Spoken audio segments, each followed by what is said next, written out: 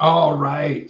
Hello and nice to see everybody. Let's see how many people we have before we get started. Probably a lot of, oh, well, it says 0, but I know there's people in here, so I'll just give a second to update. I like to wait, if at all possible, to, get about 10 people on before I really dive into the meat of things. Truther asked me, what does the lion in the thumbnail represent? And it's a secret.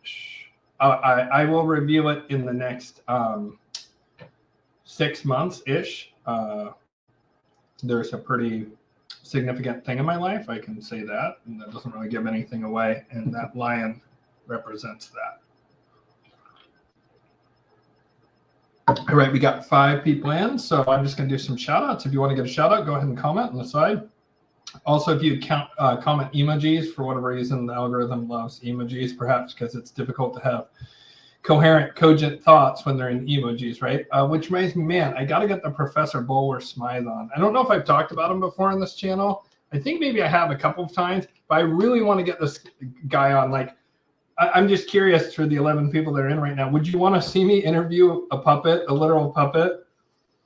I don't mean a politician, by the way. I want to be clear. When I say literal, I mean it in the old school pre-millennial sense of the word literal, where it is actually a thing that is happening. There's a guy named Professor Bulwer Smythe, and he was very disappointing during the, the whole jibby jabby arm pokey thingy.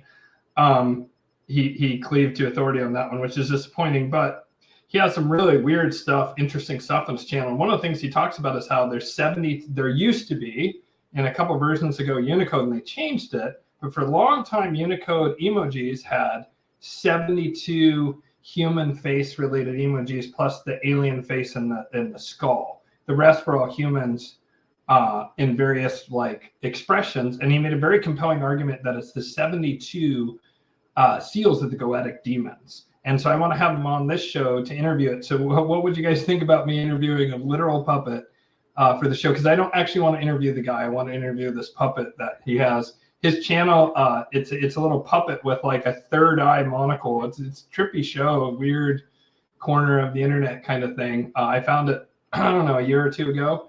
But anyways, yeah, I just was saying that because I was saying if people wanted to comment emojis in there, for whatever reason, the algorithm loves it. So, all right, we got 15 people, so I'm going to go ahead and launch into it. I'm just going to say hey to a few folks in here. Oh, Rachel, it's so good to see you. I hope you're okay. I've thought about you a lot past year and a half or whatever it's been, 2 years, and I hope you're well. So if you just let me know if you're well down there and safe and stuff, that would be great. It's great to see you, though.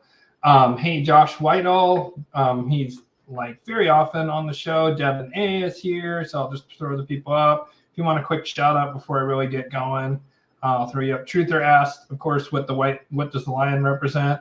And like I said, it's a secret. I'll explain it to it later. It's probably not as esoteric and cool as you think, but it's very important to me. So Pathfinder says, new to the channel, love it. Thank you for sharing your knowledge. Thank you so much, Pathfinder. Appreciate it. Rachel already said there, interesting. Hopefully that didn't offend you, Rachel. So then there's Josh having nerd glasses. Yeah, hilarious. I love it. GS Crypto says, finally caught a live stream. Fantastic. Glad to see you, GS Crypto. B Boop Boop.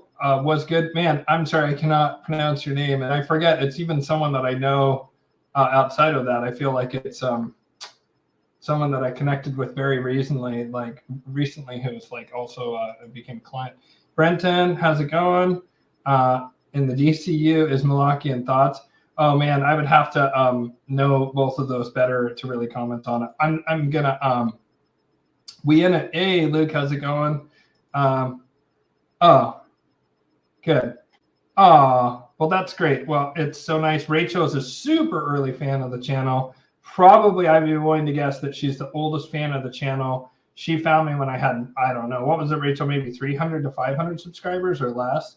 Like, she's one of the OG subscribers to the channel. So it's great to see you in the live stream, Rachel. Stay in touch, reach out. Hope you're well. I've actually met I've actually met this person in real life. So, which I can't say about a lot of folks in here. We live in the same state, kind of crazy. Anyways, so great to see everyone. And Rachel said the puppet sounded interesting. It's super interesting. It's Professor Bulwer Smythe, which is a fantastic name. And it's an English guy who talks about weird esoteric theories. And he's got some crazy ones. That emoji one was by far my favorite. And that one went semi-viral. But he has a really interesting one about crash test dummies and an ancient Celtic god and how those two things are related. And he makes a, oh, it was way less than that even. Well, that's even more incredible. So Rachel's a super, super ultra OG fan.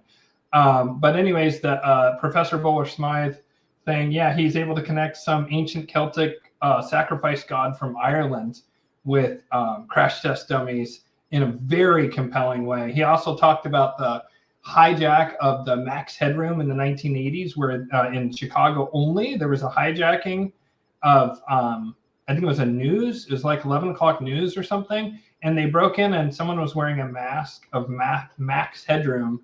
And he makes a really compelling argument, decode of that. That's very interesting.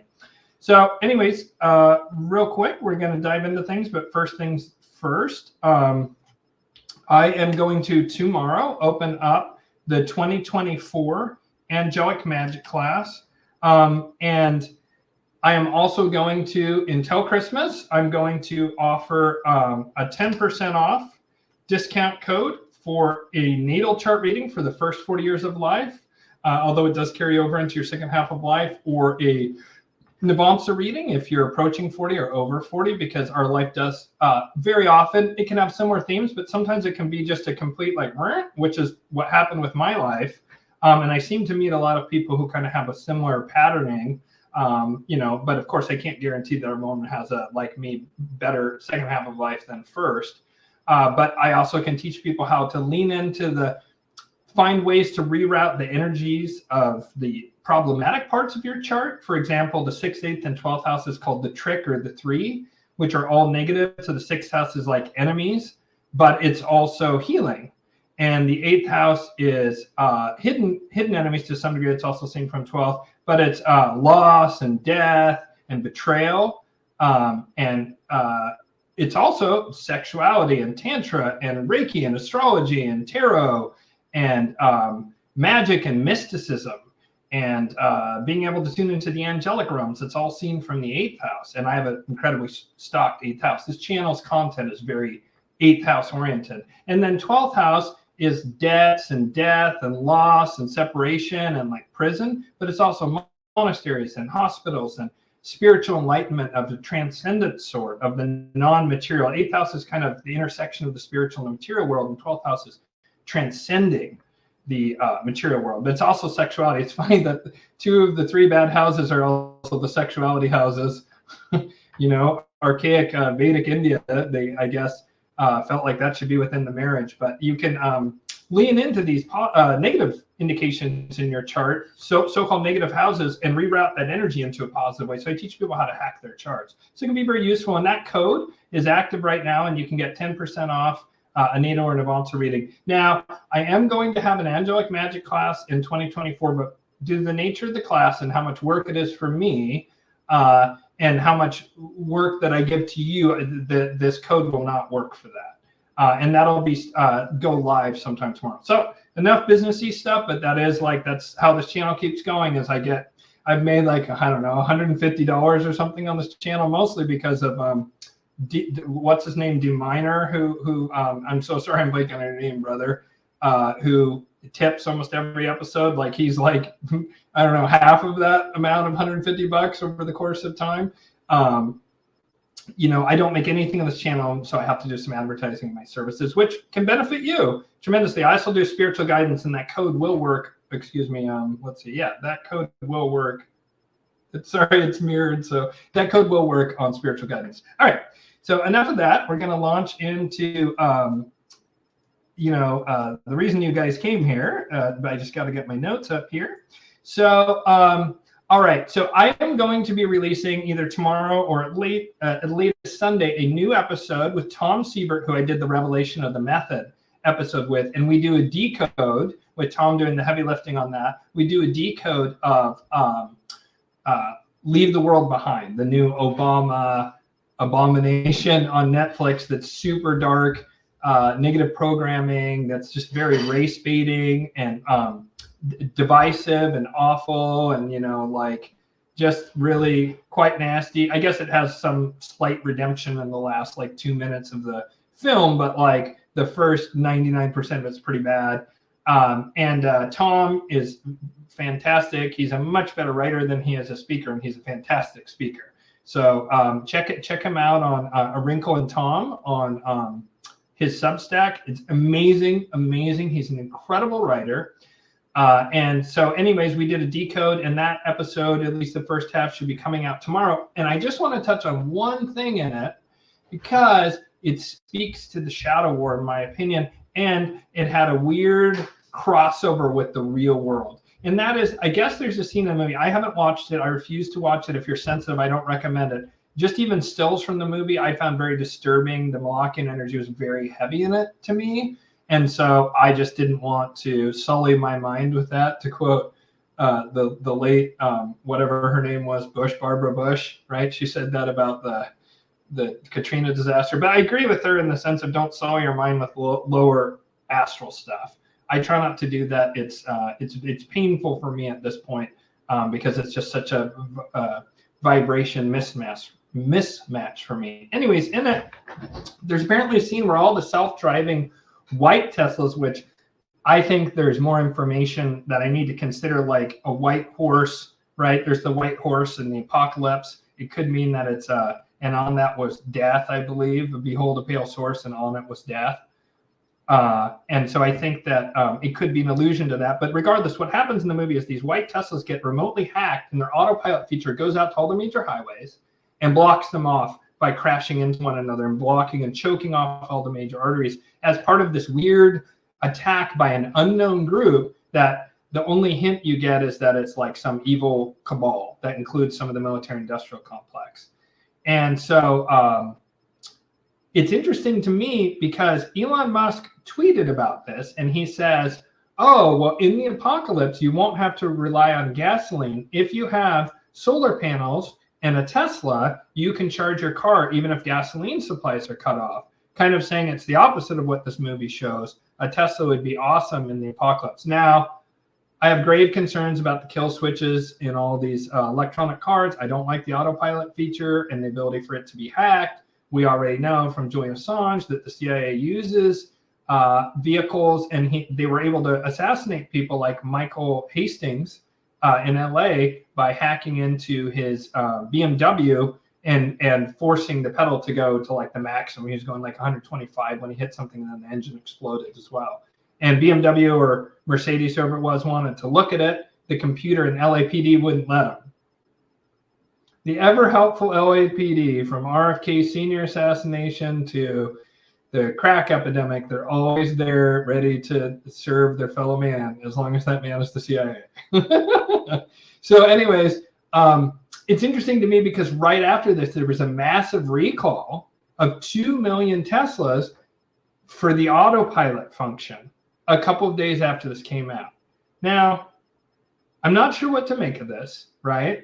I actually am going to do something I don't do a lot on this show, which I'm going to dog on the Luciferians here pretty soon. Because remember, the Luciferians, they're not your friend. They're your friend in the sense of the enemy of my enemy is my friend. But make no mistake, these are utterly ruthless people, the Luciferians. Better than the Malakians? Absolutely. Can you live under them? Yes. Will it be safe for those of us who are most high in line to live under the Luciferians if we keep to ourselves and don't try and challenge them for dominance of society? Yes. And that'll be very different. We've never experienced that for 6,000 years because the Molochians just stamp it up. The Luciferians won't, at least according to the angels and according to the Luciferian philosophy, which you can find on, I think it's religion.org, mentions this, that they have a live and let live attitude with the Abrahamic faith. Nonetheless, the question that arose in my mind is it possible that there were moles in Tesla that installed these systems, or that Musk knew that these systems were in place and allowed it to happen the way the Luciferians work with the Molochians, right? Knowing that this is part of the plan. Obama does their black magic revelation of the method in this film. And then Musk goes, Now that you've put it out there, I'm going to prove to everyone it was real while also not allowing you to do that. That would be it. If I'm correct there, and it's wild, as Dr. Joseph Farrell would say, it's rocket fuel levels of speculation, and they're way out on the thin twig of speculation. Make no mistake. But I find it very odd that the Obamas released this. It seems to make Tesla look really bad. Musk doesn't respond with anger, but he does respond with a recall and also saying, actually, Teslas will be safe during the apocalypse and your gas-powered cars will run out of fuel. By the way, gasoline does go bad fairly quickly. So even if you have tanks of it, unless you have something called Stable, which I recommend having backup gasoline, if you have a gasoline card and there's a product called Stable, it'll make your gas last for, I think, 2 years. Normally gasoline that it doesn't have a preservative in it, it goes bad in, I want to say 2 or 3 months fairly quickly. So you can't really store it. Plus it's quite dangerous to store. You really need metal cans to store it. And even then it's dangerous because it can explode if it gets hit, for example, right? So it's possible that in a Mad Max scenario, right? I mean, the most precious thing in Mad Max, the actual movie, was gasoline. And the people who controlled the refining of gasoline were able to have a very high standard of living. And the rest of the people were either just very beaten down and isolated individuals barely surviving. And they were all had turned into scavengers, except for this one group who found a refinery, right? Like that's literally the plot line to Mad Max. So it's curious. It's just so interesting to me, both Musk's comment saying, no, Teslas will be safe, right? And again, he could be lying. He is a Luciferian. Luciferians can lie. But there's a recall specifically around the autopilot right after this movie comes out, which it just seems chock full of revelation, the method of what the Molochians' plans are for some kind of chaotic event in 2024, right? Maybe to prevent the election, for example. Very curious. And I think worth paying more attention to and watching that thread, because again, Musk is one person that I feel fairly confident. Again, he's ruthless. That doesn't mean he won't do evil. He is Luciferian, and he very often goes down on that lower level of Luciferian. He does not treat his workers very well, from all reports. You know, I mean, he's continuing to ahead with the Neuralink chip, right? I'm of the opinion that he held it off for as long as possible, and that's what he did for the cause, was he didn't deliver on it for a long time. And then the Malakians got nervous, and Musk and Gates started working on their brain interface chip. And all of a sudden now Musk is announcing again that it's on the cusp of coming out, blah, blah, blah. So I'm not naive to the fact that Musk is not good. I just don't think he's part of that ultra evil cabal. And indeed, I think he's probably protected as a made man from one of these ancient wealth families that are Luciferian rather than Molochian. So speaking of Luciferians, here's where I dog even more on Luciferians. I have said many times on this channel that there's a lot of overlap between what the Luciferians want and what the Molochians want. It's in terms of technology. The big difference, if this theory is correct, and I have to admit, you know, it's a theory. Yes, it had some divine guidance. Yes, the angels have many times, including even last night, told me something that immediately came true. They told me something had happened today. It doesn't always happen when they say that. And then they always say it's a test of faith, but it happened today, and they're very specific what it was, and exactly that happened. So that does happen for me a lot. And I get that I'm just some dude on the internet. You have to take, I have a couple of calls on here that have ended up being correct. That the banking thing would start in the spring last year, that came from the angels. There's been a number of things. So obviously you have to take it with a grain of salt. And I don't expect anyone to just believe me for no reason, but at least muse on it and see if it matches up. Gosh, I think I lost my thread there. Oh, just that the Luciferians, like, they're not good, but they're more reasonable, and they want to use this technology in a more reasonable way, right? Not a good way, but a less horrific way. So I often say they want to create, just like the globalists, a global one world government. So both those groups agree with this idea. Both those groups kind of want it to be, it seems, a technocracy. I believe that there will be more rights, individual rights, and more states' rights, while still being within a global system, under more self-determination under the Luciferians, because they believe very much in bargaining. It's one of the things they love, the art of the deal, right? They want to win. They want to win through hook or by crook, but they want to win without just completely flipping over the chessboard and just punching the other guy to death the way the Molochians do. They actually want to win within the movement, but they might go, hey, what's that over there? And then real quick move a piece. You know what I mean? Like, that's the difference, right? Like, the Malakians will just pull out a tire iron and beat you to death right there on the spot and go, I won, right? But the Luciferians want to win maybe with just a wee bit of cheating and lying and subterfuge in there. So with that same mentality, they want a light touch global totalitarian government. And what I mean by totalitarian is it's going to be centralized in the hands of a Luciferian elite, the same way it's centralized in the hands of a Molochian elite, but the power will be much more diffused among that elite and much more diffused among people, infinitely more diffused among people. The Molochians want to literally control everything and kill basically everyone. So one of these similar things that they both like a lot is total surveillance, right? Think about it from the point of view of the chessboard analogy. The Molochians are waiting and rubbing their hands. When can I torture these people to death? And I want to make sure they don't rise up against me. And the Luciferians are thinking, all this information gives me a gigantic edge and makes it exceedingly difficult for a rival to appear. And I'm going to use that advantage. But hey, if a rival appears, then I'll just best him. And maybe I have a little bit of extra help from my extreme surveillance thing that'll help me stay in power, right? Because they love power. Both groups love power, right? So with that frame in mind, specifically about surveillance, this, to me, has the whiff of the Luciferians. In the FISA reform bill that just came out, around Section 702, there is a bunch of stuff that's going to make it to where there's way more intense surveillance.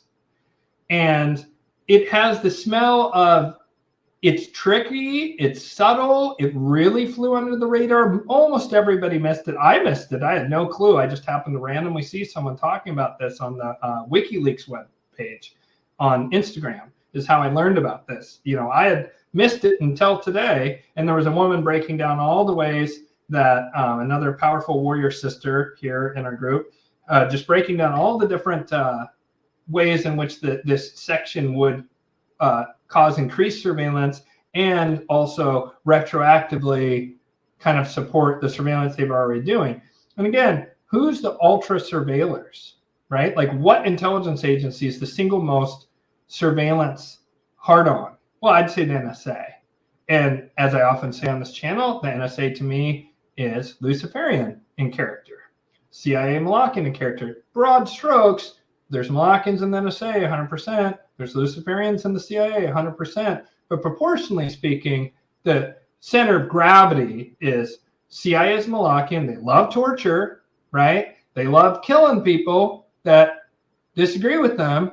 They're often sloppy and ham-fisted about it.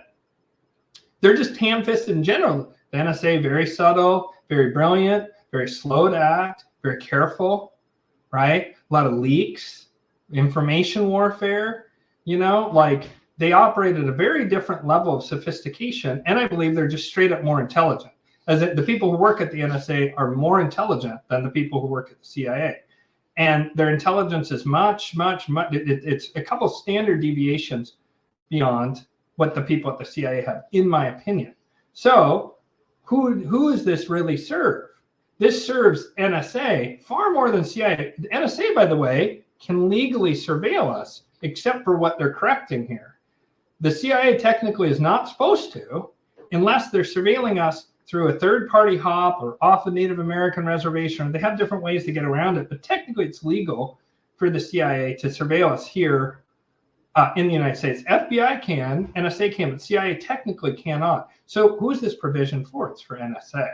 So to me, that's an example of, and I want to be clear with people that the Luciferians are not good. A lot of people, well, not a lot. I've had people who, mostly flat earthers, accuse me of being Luciferian, and I will say my level of consciousness is at that crossover, my resting center of gravity for consciousness is at the higher end of Luciferian, lower end.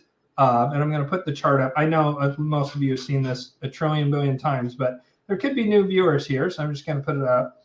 Where my consciousness rests, right, which is not where I am aspirationally, so to speak, but where I am on a day-to-day basis, if I'm honest, is here. Let me just open this. God, it takes forever in this dang thing. Sorry, guys. It's here. It's in this co-op. You know, I try to be cooperative. I try to be really agreeable with people. I love advancements in the arts and the sciences. Obviously, this channel, I'm trying to spiritualize people. You know, liberty and free will. Those are, liberty is like my core principle, is liberty, and improve material well-being of humanity. I love this stuff. And, you know, sometimes I get a little frustrated with people who aren't, you know, who are playing the victim card and all that nonsense down here, you know. And so sometimes meritocracy appeals to me. I certainly agree with honoring of contracts, rule of law over man. And I don't think it's a guiding principle for an individual, but I think as a society where we're at, enlightened self-interest is kind of as good as it gets. And if I'm in a really bad mood or someone beats me at magic cards, then I can get really competitive and feel ruthless and angry. You know, or if someone cuts me off in traffic, I basically never, ever slip down here at any point.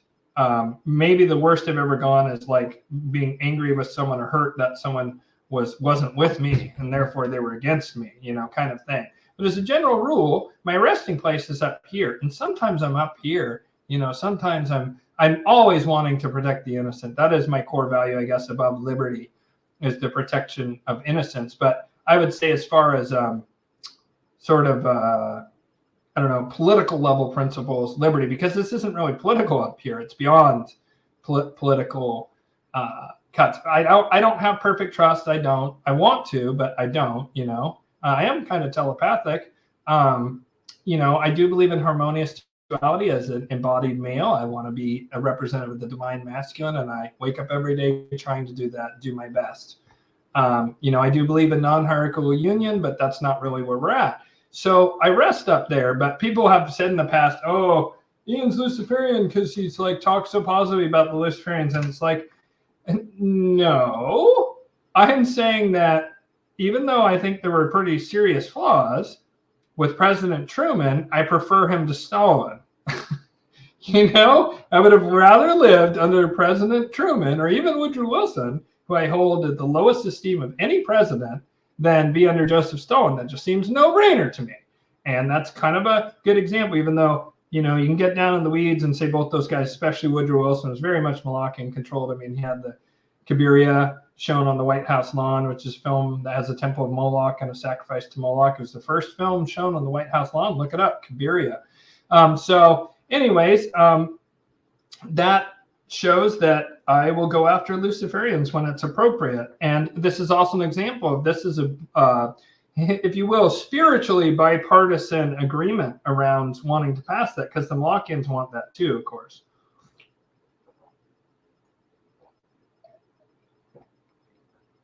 Okay, in a very similar vein, Rubio and some of the other senators slipped something into the NDAA, right, which always gets passed. It's a big spending bill for the Pentagon. And at this point, like, it seems like a quarter of the legislation of the year gets just, I'm going to add a rider to that, right, where like they just, a quarter of the legislative adjustments in the year happens in the NDAA. And that might be understating it, because everyone puts their pork in, everyone puts their dirty little secrets in, their things for their specific donors, or the really evil shit almost always gets shoehorned in to the NDAA. And they made it very difficult, bordering on impossible, for Trump to leave NATO unless Congress agrees. But of course, if the predictions that we've had in this channel about what's going to happen in 2024, that means that in 2025, more than likely, Congress will also be controlled by nationalists, Luciferians, who will be willing to leave NATO if that fits the Luciferians' goals at the time, which is hard to say. It seems to me NATO is certainly, as it's currently organized and controlled, it's controlled by the Molochians in Europe, really. Again, in a similar vein with this like domestic stuff here in the U.S., Carrie Lake, who ran for governor, now running for Senate there in Arizona, which is actually an upgrade in terms of importance for the country. So that's interesting. She, you know, questioned her election and took legal action around that. And now they're trying to disbar her lawyers in Arizona, which is just kind of mind-boggling to me. And she's saying, oh, you should look at this like this. They're coming for me. They're coming for journalists. They're coming for my lawyers. Look what they're doing to Trump, right? You know, that's further attacking the narrative, but she's allowed to say all this stuff. And yeah, they're trying to clamp down on her, but she's getting it out there. And the narrative, again, is being formed around this flip-flop that's coming up. Chuck Schumer's UAP UFO bill seems to be gaining some traction in the Senate. So keep an eye on that, because of course, that is a key thing. And I noticed UFOs and UAPs kind of went away, and then all of a sudden they started coming back and getting a lot of traction here at the end of the year, when they were all the rage at the beginning of the year and then basically nothing for like 4 or 5 months. And all of a sudden UAPs and UFOs are all the rage again, and they're talking about it constantly. Okay, so one last thing I want to say before we get into the Q&A section, and I'm really not going to go as hard or as long this time, sorry. But especially when I was working on the Black Nobility series, right, and I want to, well, before I get into this, I just want to make a blanket statement. I've kind of avoided the subject on my channel because it's incredibly divisive, and one of the things I try and do on the channel is be unifying. I also worry about the algorithms or whatever, but I just think it needs to be said, you know, like, I'm horrified by what happened on October 7th and what Hamas did, and I'm equally or perhaps more horrified by what the response has been. And I condemn any of these anti-human policies, whether it's terrorists or whether it's, you know, freedom fighters, whatever you want to call them. I don't actually care.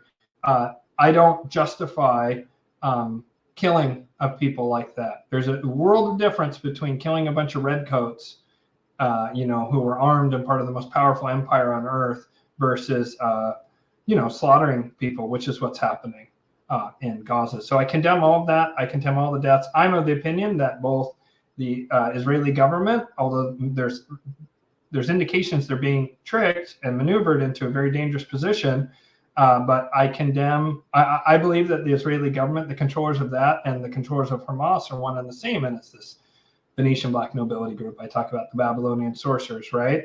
So with that said, with that caveat, something very strange has occurred. When I was studying for the Venetian Black Nobility series, and I wanted to debunk and get some really solid information about Khazaria and talk about the sudden fascination with the Khazarian mafia, that Cliff High and Asha Logos, and to some degree Robert Sefer, this obsession they have that in all three cases, but it's crystal clear in the case of Asha Logos, they just end up coming down from a very anti-Jewish place, right? And the same way I tried to defend Muslims and rehumanize them in the early 2000s, and am now, when I come across people who want the Palestinians wiped out, I'll defend the Palestinians as well. I also defend Jewish people from when I see just bigotry and hatred.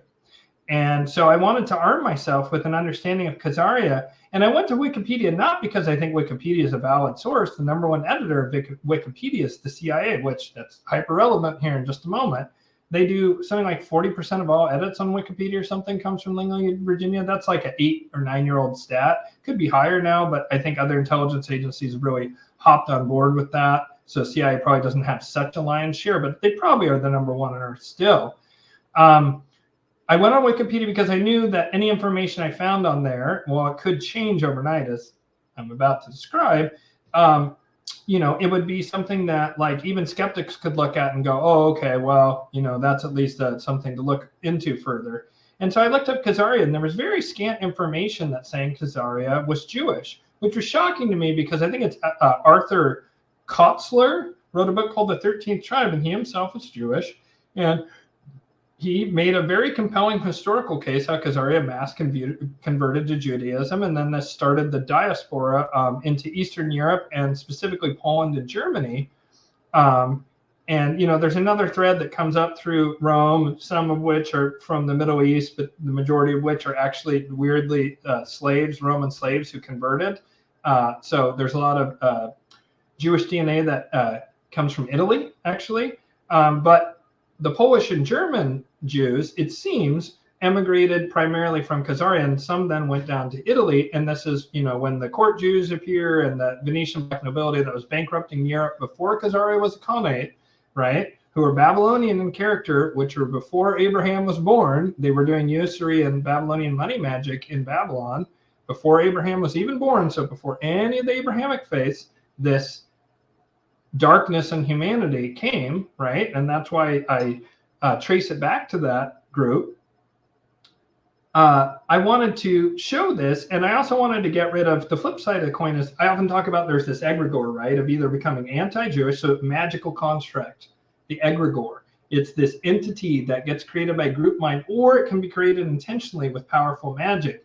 And it has this effect of the way crowds all cheer in unison, or sometimes crowds will go nuts and beat someone to death. And people are like, oh my gosh, I wouldn't harm a fly. And everyone's like, yeah, that guy wouldn't harm a fly. But he literally beat that guy to death because he got swept up in the crowd. Those are temporary egregores, or you'll see it in sports teams quite often, especially when you see two sports teams and like English football teams and they start fighting each other. That's like two egregores clashing on the field, and then the crowds will clash with each other too. And of course, you used to see this all the time in wars. Wars are kind of the most extreme form of egregores, right? And there was the 30s, 40s German egregore was very strong and very aggressive, right? And Russia was an implacable egregore, right? Of this group mind, this unified feeling of we're Russian, we're German, whatever. We're Oakland Raider fans. We're this crowd that's attacking this person who did whatever and we lost our mind, right? It works like that, but there's also a magical version of it. And what it can do is capture and take over people's minds. People get swept up in this. And there's a dual-faced egregore that makes people anti-Jewish on the one hand, or totally, oh, no Jewish person has ever done anything even slightly wrong. They always pay retail. Little funny joke in there. You know, like just like everybody else, they never haggle. I'm just kidding. But people saying like Jewish people never do any harm whatsoever, right? Which is equally absurd and provably false. They're both provably false. And now both sides will say, no, you're either racist against Jews if you ever criticize them or Israel, or you're an idiot goy, you're helping the Jews in their war on all the rest of us people, you're an idiot and you're a dupe and supporting them. You know, you always hear one of those two arguments by people who are under the influence of this egregore. So I wanted to try and short circuit the flip side of that, which is there's a lot of Jewish people who, like, there's this rabbi that I looked up on YouTube, and he just straight up fucking lies about Khazaria is not Jewish and downplays it and just totally ignores incredible evidence. And there's like DNA evidence too. A guy who was in Israel, he's not Israeli, but he was in Israel. He did a study and he found that most Ashkenazi Jews came from, you know, Caspian Sea, Caucasus Mountain, Black Sea area. And so, which is exactly where Khazaria was. And we know that the kind of the first Holocaust, the third Jewish uprising, the Romans went out of their way to try to wipe out the bloodline of David and tried to kill most Jews. It was horrible. It was a horrible slaughter. And so there's tons of historical evidence, but there wasn't on Wikipedia. But all of a sudden, when you go to the Khazaria page on Wikipedia, I just went there again recently because I wanted to just look up one particular note. And I was astonished to find suddenly, right? And I haven't checked it in a few months or maybe over a year, but it all of a sudden had endless references to how Khazaria was definitively Jewish, including talking about this Arthur Kutzler's 13th tribe. That was not there before. Like, unless I had freaking had a Mandela effect timeline slip, like I know I looked at it closely 2 years ago for sure, but I feel like I even looked about 5 or 6 months ago. Well, what's happened between that? The October 7th thing. And the media is reacting in a very different way than I've ever seen before. And it sure looks to me like Israel is being set up to get possibly even destroyed, but certainly maybe to have a lot of death and destruction there. So keep an eye on that. That is very concerning to me as someone who has Jewish loved ones.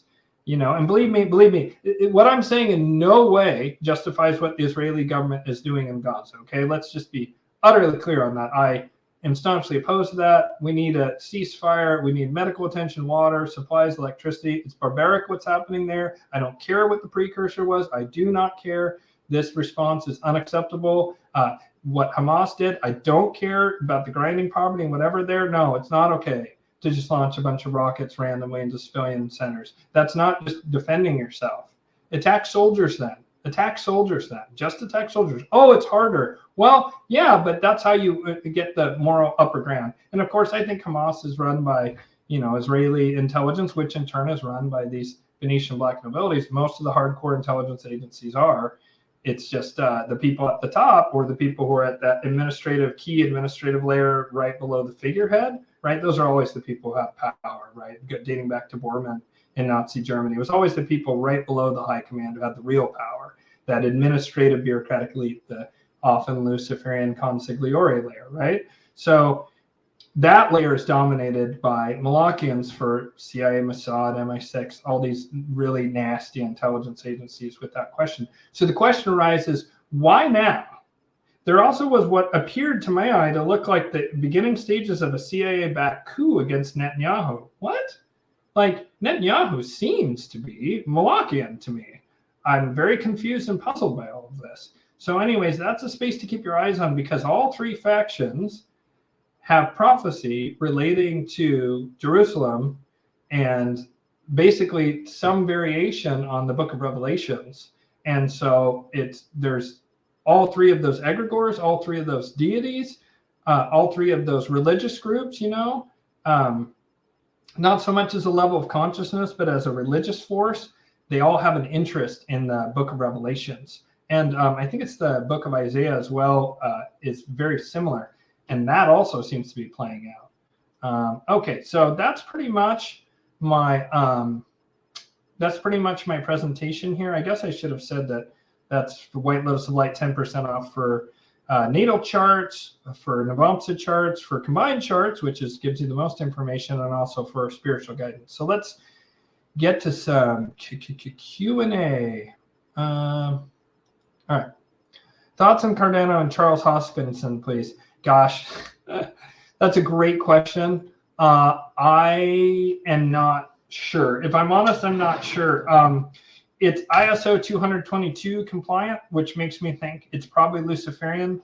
That said, Cardano has done some I own some Cardano. I should say that as well. I should reveal my holding in it. I got it because I could stake it, essentially. And I've been holding it for a long time, and I'm pretty deep in the red because I bought it in 2021. Womp womp. I'm aware that they are involved in some pretty nasty police statey stuff in Africa on a sort of trial basis, it seems. They're involved in some really dark stuff. I certainly don't trust him. My tiers are Bitcoin is either the biggest rug pull in the history of the universe, or it'll be digital gold. I don't know which. It seems to have come out of the NSA, which I guess would maybe imply Luciferians then. I don't know. I don't actually own any Bitcoin. That might be weird to people, but it's the truth. The vast majority of my holdings are, interestingly enough, in Cardano, XRP, and XOM, and then I have a few others. They're all concentrated in ISO 222 coins, which that's the programming language, sort of. It's the communication language that's going to be the standard for all banks worldwide in 2025, and it ensures interoperability, and it's like basically replacing the old SWIFT system. And so I'm invested exclusively in coins that are in that language, which is like HBAR, XDC. Cardano is rumored, I guess I should say, rumored to be compliant. XRP, of course, XOM. Those are my two probably. Well, actually, Cardano might be bigger than XOM for me. XRP is by far my biggest holding, and the one I have the most faith in part because they talk shit about it so much. This freaking guy from G3 tried to lump in XRP with Dogecoin. I'm like, right, because Dogecoin, which was made in like 3 hours by Doge Satoshi or whatever his name is obviously equivalent to XRP, which is being used by all the major banks, and we can know that from public agreements. Like, what? Like, what bullshit? So hopefully that answered your question, Fly Over Me. GS Crypto's at 8th house. Woo woo. Yeah, crypto, interestingly enough, crypto falls under both the 3rd house, communications and communications technology, and also 8th house in astrology of the hidden and occulted, because it's encrypted crypto, right? Just turned 37, but I'm anxious for that second half of life reading. Seems like time is accelerating. Yeah. Wow. Really? You're turning 37? That's crazy. Huh. I thought you were more like 30. Huh. 30 tops, like late 20s, early 30s. Wow, that's wild. Well, good for you. You're taking good care of yourself. Devonay, I really agree. Rachel, seems like time is accelerating. Yeah, no, believe me, I feel that for sure. It does indeed. Yep. I just saw that a few days ago. That was probably live, and I don't know what I was talking about. Maybe the FISA thing. Elon with the Halloween Baphomet armor. Oh, yeah. I mean, like, I think he was trolling the Satanists / Molochians with that. Yeah. And I mean, Freya, like, we're just going to have to agree to disagree on this, even though I certainly respect your tremendous intellect. Freya's one of the most informed, brilliant commenters on the channel. I would just say, for my part, it depends on how you define a fraud. If you mean he pretends to be the people's champion and he's self-acting, well, absolutely, he's Luciferian for days, and he shouldn't be trusted by any means. I also think there's an interesting theory I just came across that Elon Musk is actually Werner von Braun's son. And if you look at young pictures of Werner von Braun, maybe not Nazi young, but more like when he was out there strolling in a suit with JFK, right? Not too long after he was Sig Hailing in Germany, yeah. They look kind of similar, just a bit. And Musk was born when Werner von Braun was still alive. And here's, to me, either the weirdest coinkydink in history, or it was predictive programming. And then in order to bring that to fruition, it would make sense to me that Werner von Braun might be secretly Elon Musk's father, because he wrote a book, his only sci-fi book. Everything else was nonfiction that he wrote about rocketry and whatnot, scientific papers and so forth. He wrote a book in which they went to Mars, and that Mars had been colonized, it was in the distant future, and the ruler of Mars was named Elon. I've literally heard of 2 people in my life named Elon, this fictional character in Werner von Braun's book, and Musk. So is he a fraud? It depends on what you're defining as fraud. His mother's deep in the occult. Musk is a reasonable person to think might be the Antichrist. He fits some of the bill. He's very charming and charismatic. My top 3 for that would be Trump, Musk, or Obama. Obama really seemed like the Antichrist about 10 years ago. Lord knows he's evil enough to be. But yeah, so I don't see Musk as a good guy. I want to be totally clear about that. Not a good guy, just he's part of the more tricky but more livable evil group, the Luciferians. That's my take anyway, and we can disagree on that, Freya, and I totally support you to have that position. That's you're right. Diesel lasts quite a while. Correct. Diesel, you can store for a long time and it lasts quite a while. So having a diesel vehicle is a much better bet, and you can especially have an underground tank that's a lot safer. Diesel doesn't ignite except for under extreme pressure. So diesel, you can actually supposedly drop a lit torch into a thing of diesel. Don't try that at home. A friend of mine said he saw that in the military. I don't know if it's true. High octane speculation. That's right. Thank you, Rachel. That is what Dr. Farrell would say. He's a front for money laundering and other bullshit. Oh, yeah, absolutely. That doesn't mean he's not a Luciferian.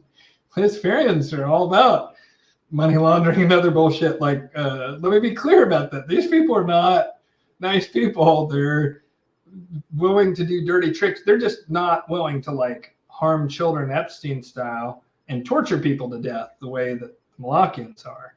But pretty much just shy of that. They're pretty close to that. They believe in laws and maybe breaking a few laws here and there, or bending them to the point of breaking. So if they can get away with it, then yeah, they'll do it.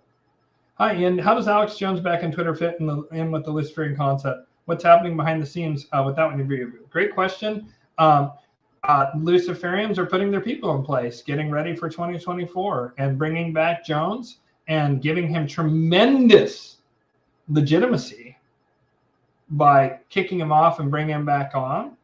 When I believe he's been a Luciferian asset since word go. I believe that we were warned, I know we were warned. That's not speculative. It's a fact. It's hard to find this video. The only one you can find has a lot of anti-Jewish hate stuff attached to it. Weirdly allowed to stay up on YouTube. But the guy who wrote Behold a Pale Horse, William Cooper, he loved Jones. And Jones is a Gen Xer like me, a bit older than me, but he's a Gen Xer like me. And William Cooper is a boomer. And William Cooper kind of took Alex Jones under his wings. They were both in Austin, Texas, took him under his wing and started to kind of make him a protege almost, right? And then Cooper, and I don't want to put words in his mouth, I don't remember, but Cooper had grave concerns, eventually saying he was certain that Alex Jones was an intelligence asset. And again, if you look at things in black and white, you're going to miss the distinction. I believe Bill Cooper was an honest man who was like me, most high aspirational, moving in that direction, right? A Christian, I believe, if I remember correctly. And he felt Alex Jones was an agent. And again, most high affiliated people and Molochian people both mistake Luciferians for one of their own, unless they do something like Alex Jones or Musk and make it abundantly clear that they're not on the same team, right? But Alex Jones is also protected. I mean, he's still breathing, right? Much like Musk. How? So you either have to have this idea of that they're all in on with the bad guys, or you have this more nuanced view I present on the channel of the Malakian and Luciferian mindset or consciousness. And so I see a lot of things of where the Molochians seem to be winning, like that Kerry Lake thing I mentioned earlier, seem to be winning with Trump. But what else did they do? They make, it actually makes Trump and Kerry Lake and Alex Jones, they all look like they're harassed and vilified, and that it gives them credibility because the system is against them, right? They're heroes standing up in the face of tyranny, right? I mean, how often has Alex Jones screamed about tyranny, right?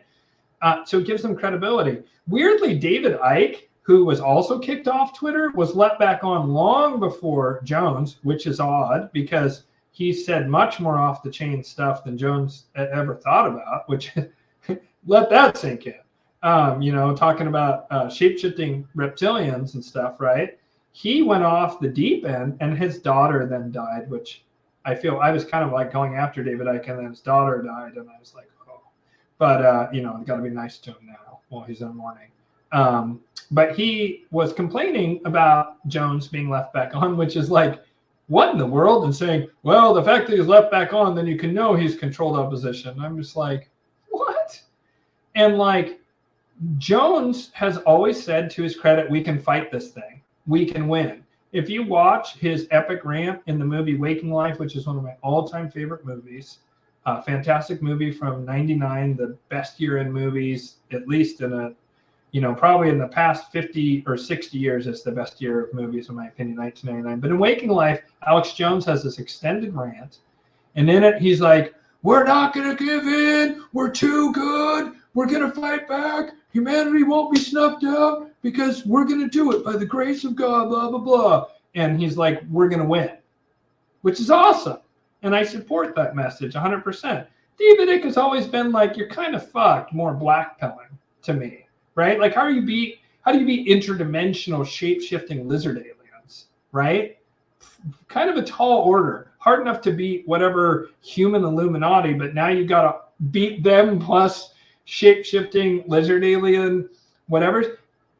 The flip side of the coin is there is an element of truth to what David Icke says, which blew my mind.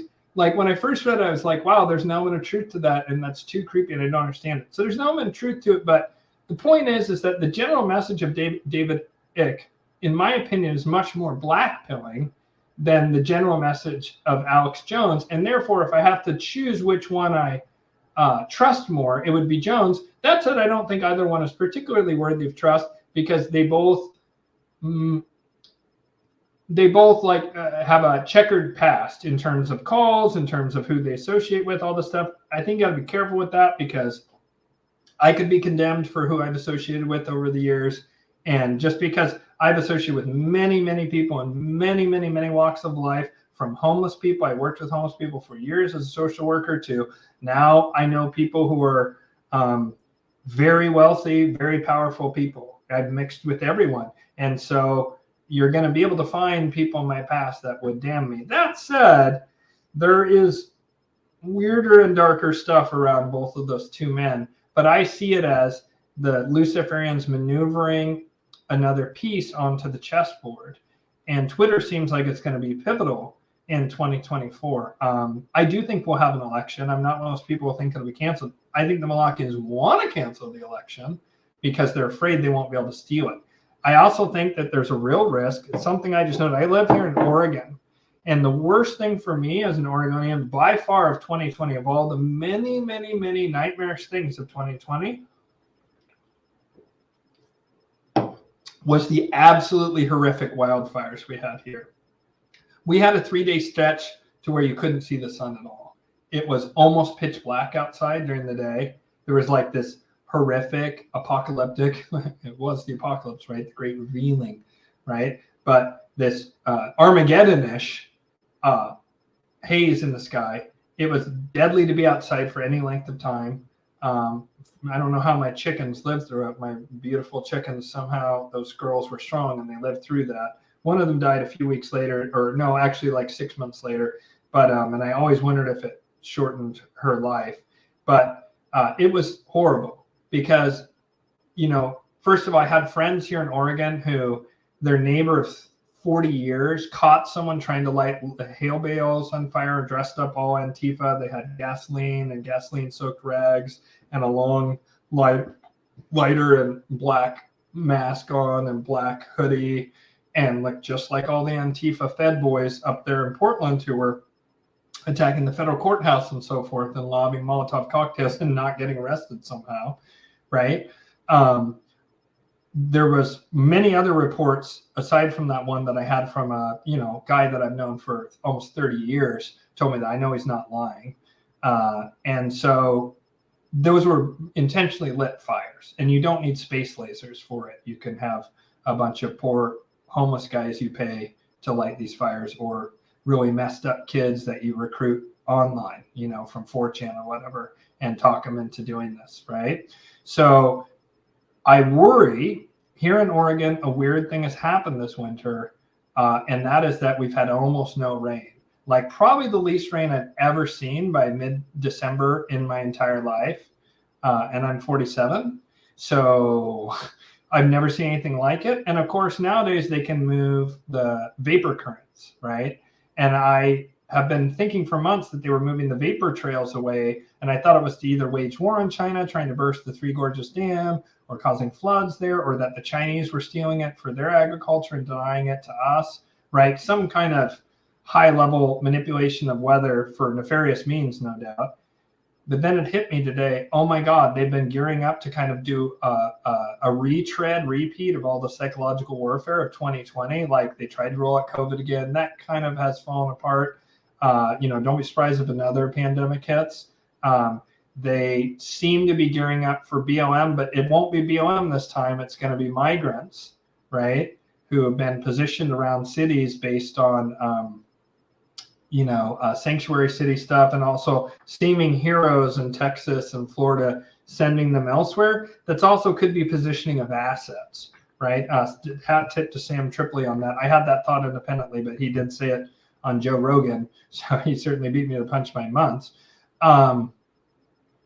So I think they'll use that instead of BLM, but it'll be a similar thing. They could be protesting over the war in Gaza, could be part of that. But I believe that that's what they're going to do. That'll be their race-based thing. That's the parallels BLM. But my fear now is that they might do forest fires again. And hopefully this time around, people will be looking for it and will deal with those people right away and make sure that it doesn't get out of hand. But those are... the Malakians are idiots. All they understand how to do is retreads, and I am concerned they're going to do retreads of all the same psychological warfare tricks they did in 2020. Okay, that was an interesting roundtable next between Alex Jones and Elon Musk. I have not seen that. Wow. Very interesting. I'm going to have to look that up. Thank you, Josh. I'm but one man, and I've been insanely busy recently, so I missed that. That's obviously be a great talking point here. I asked you about the lion because I keep getting a vision of a lion nowadays, and whenever I open YouTube, I keep seeing videos related to lions, and now I saw the lion on your thumbnail. Well, that sounds like a symbolic message to you from the universe. And what I would say to you is look up, there's a lot of esoteric meanings. There's the green lion and red lion, right? Like red lion in alchemy. Green lion's often shown eating the sun. I'm not going to get too bogged down in it, but you can look up those alchemical symbols. My guess would be look to the symbolic meaning of Leo, of the constitution of Leo, or you can just look up, you know, I had a lion in my dreams, right? And then look up what other people put together for symbolism, and just look through those things until you find something that resonates with you. The universe is always communicating to us symbolically and metaphorically. We just have to spot it and decode it correctly. And how you decode it correctly is you look at, I guarantee someone on the internet has talked about whatever symbol you're seeing, almost without exception, unless you're seeing something really weird, right? And then you just read enough of that until you find stuff that resonates with you. And then you can know, you'll have an aha. Then you can know that you received the message from the universe. Yeah, there's a Lion of Judah, totally. Oh, maybe you already solved it there, Randy and Josh. Okay, so it's a difference between lube or no lube, if you ask me. Do the 5. Okay, now I want to know what the do the 5 emoji is. Is that something I haven't heard of before? The 5 positions? That's a Kama Sutra thing. I've never seen lube and no lube. Well, I mean, depending on the person you ask, I think most people prefer lube. So I guess point to Gryffindor / Luciferians on the basis of lube. That's hilarious. Josh White. Oh, indeed. Yeah. Benet, love that you guys are chatting in there. Please do. I very much agree with your information, brother. Love it. Thank you, Aaron. I haven't seen you before. Thank you so much. Looks like you're wearing a hoodie and have long hair. I used to have hair down to my butt, if you can believe it. Back in college, I looked like Jesus. I actually went as Jesus to Halloween one year. We had I was Jesus. This guy was an atheist, hilariously enough. I don't like him. He's not my favorite person. He's kind of a sociopath. Anyways, he went as God. Another friend of mine went as the Holy Ghost. He went straight up with a sheet with holes in it. And then we had one friend was one friend was Satan, and then a female friend was the devil, and was a very cute devil, I might add, sexy devil. What if it's a negative spirit that I'm seeing? Lions are aggressive, so maybe such spirits are destructive. No, I don't think so. I think it's about nobility and being king of the, king of the Serengeti rather than king of the jungle. I've never understood why they call it king of the jungle. Tiger would be king of the jungle. Wow. Randy, I'll go into this in 6 months, but let's just say you psychically picked up on something very huge here. The Aslans, I will say this, and this is related to this whole thing.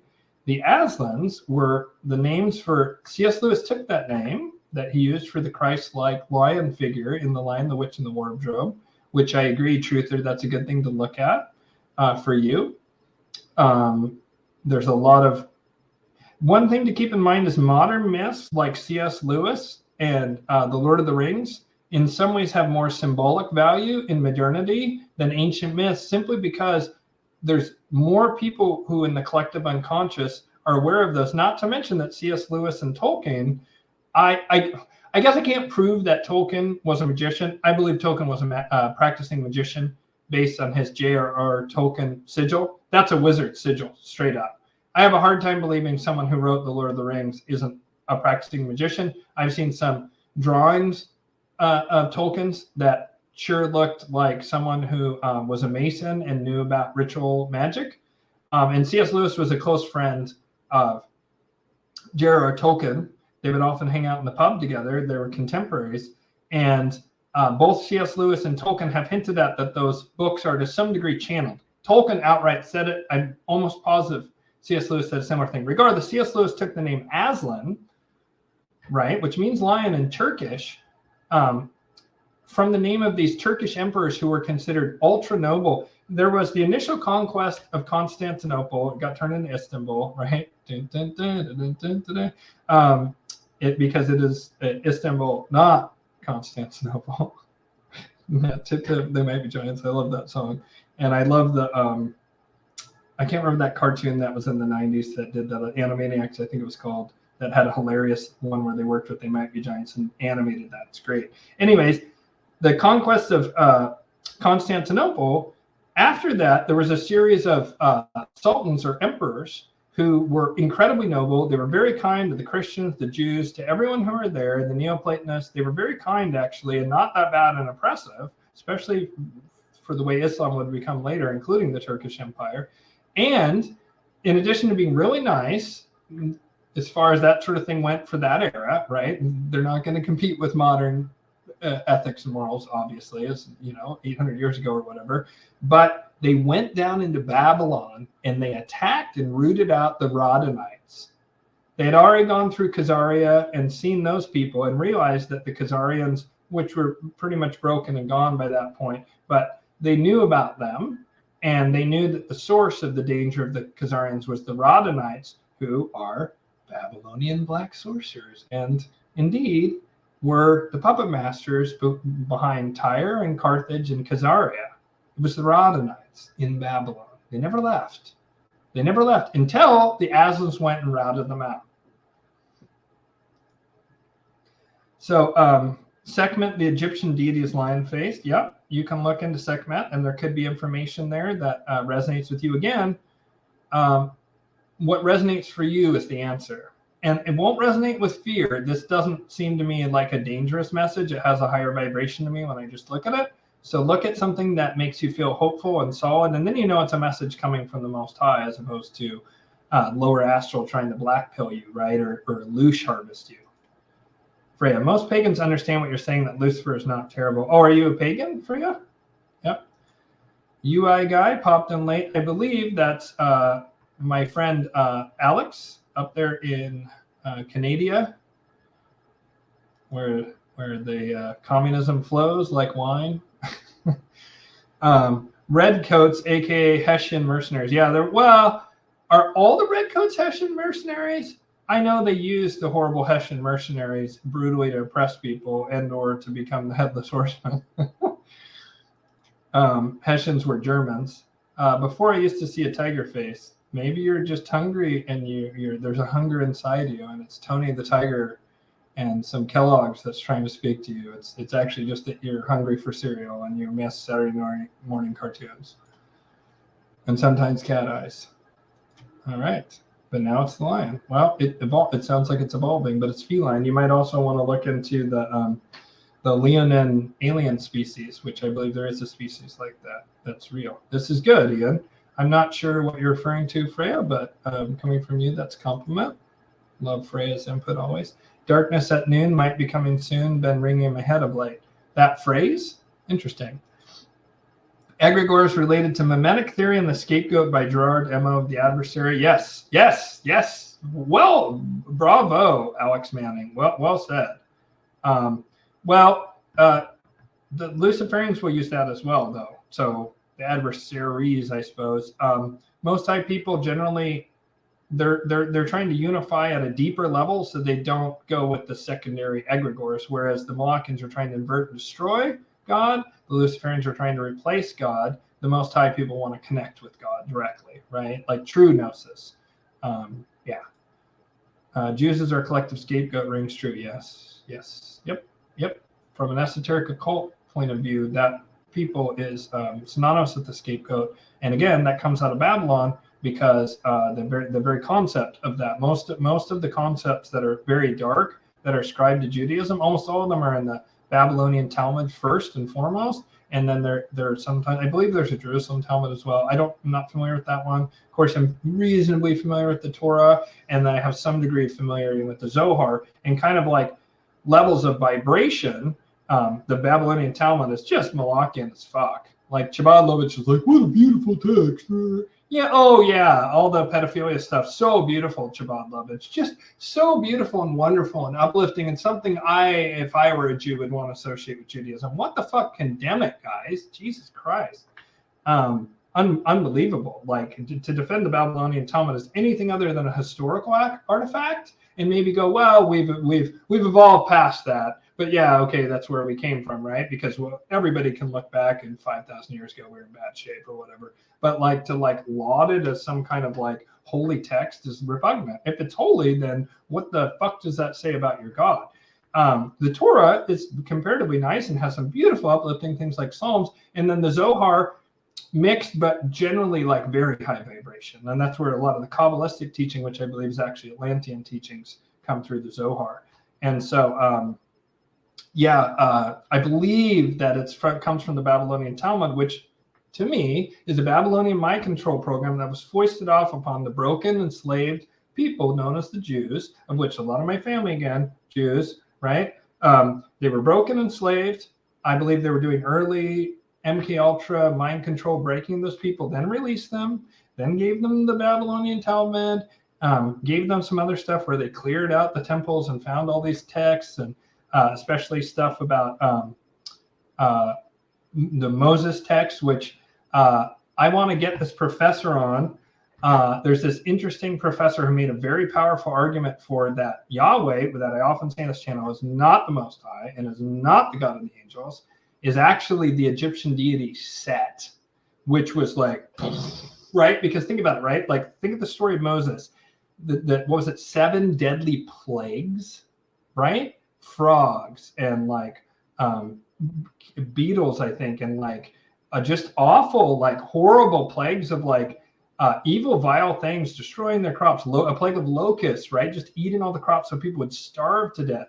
And then, of course, the angel of death coming and just killing all the babies, right? And this God then goes on to say, oh, yeah, and then one of my guys who is bald, he got made fun of by some children. So I sent in some freaking she-bears to go after children. It's like, whoa, yeah, like pump the brakes a little bit on your deity powers. Like, did you really need to send in bears versus these children? Maybe some like badgers or something. Straight up bears, like dear God, dude, like lay down the meth pipe there for a minute. You got a little hard on the kids there, Yahweh, and of course, like throw the babies from the ramparts. Like, that is not a good God, right? And that's interwoven with the same God who brings us Psalms, right? And it's beautiful. Like, there was breaks of beauty in the Torah, whereas in the Babylonian Talmud, it's just like, yikes, Bill, right? A lot of what I just said is in the Torah, of course, but the Talmud somehow makes the Torah look like the very most high vibrational document ever written by humanity. So it's crazy. And so this esoteric tradition of Jews being scapegoat, it's frightening to me from a magical perspective. What might be implied by this edit to Wikipedia around Khazaria, which is, I'm sure, when you put this up, and what's going on in Israel, the way Israel's looking increasingly isolated, including the media is not supporting them. And if my theory is correct in that this edit came from the CIA, adding all this context about Khazaria into the public, right? And that's been a super popular thing in the fringes, right? And with certain conspiracy theorists or truthers who really hammer that it's the Jews, it's the Jews, it's the Jews, right? Like the big 3 offenders on that, in my opinion, are Cliff High, who I otherwise really respect, Asha Logos, who I super respected until I realized beyond a shadow of a doubt that he was just hateful towards Jewish people. And then Robert Seffer, who is the least problematic of the 3, but boy, he's awful positive on the Nazis sometimes, to a degree that is unacceptable to me. And, you know, best case, they were dark Luciferians, and that's a best case scenario. And they definitely killed people at Birkenau, because I was there, I felt the energy, and nobody's going to convince me that there wasn't absolute atrocities occurred there on an epic scale. Joshua Whitehill, someone I feel is like trying to create a prophetic event like the betrayal of Israel. Yep, bingo. I'm so glad you're discussing this. Helps me clarify my intuitions, which I've had trouble languaging. Double-sided egregore is it. Thanks. Yeah, I talk about a bit in the egregore episode with Mark Stavish, who, again, can't vouch for that guy. Just because I have someone on the show, it's merely because they're interesting. I am not co-signing on all their beliefs. You know, I decided not to debate him. I just didn't think that would go well based on his personality. There's other people like that I trust more and that I think have more integrity, like Walter Bosley. And I don't agree with them completely on everything, or Bibidev Mizra and I disagreed. Tom Siebert and I disagree with people, and I invite reasonable disagreement with me or my guests, in the comments below. But with all those caveats, the Mark Stavish episode about egregores is worth watching. Josh, that's exactly what they're doing. Yep, I agree.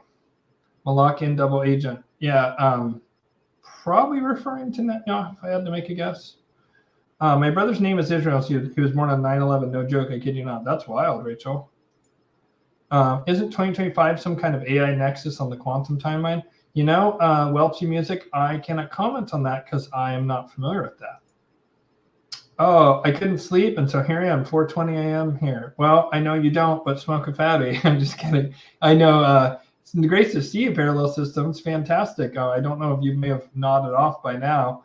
But if you guys haven't checked out his channel, and I should have you on sometime, brother, to talk. Here's someone else. We had a disagreement on the crypto channel. I know this is shocking. It's shocking in 2023, but it is possible to disagree with someone and leave with mutual respect and your dignity intact by not doing it. I fail at this metric constantly on especially Facebook. I don't know why people just say shit and it gets me off. Or my big trigger issue, as anyone who watches this channel knows, is flat Earth. And I fail to live up to the standard that I should of being respectful at all times. Just for whatever reason, flat Earth drives me to the brink of madness. But you can disagree with people and still respect them. And Parallel Systems Mike, Parallel Mike, great man, doing lovely work. We disagree on, he thinks that crypto is just pure evil. I think that there's usefulness to having it.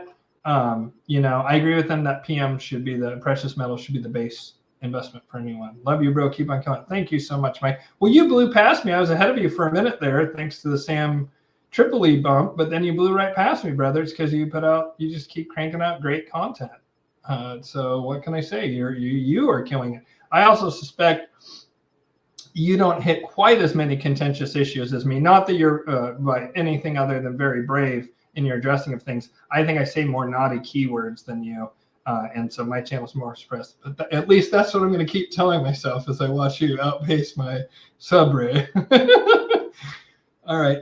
Dana Smith, howdy, person turquoise waving. Hey, what's up, Zach? Man, I wish I could see the emojis on this feed. I'd have to go over to the YouTube and that would get too confusing.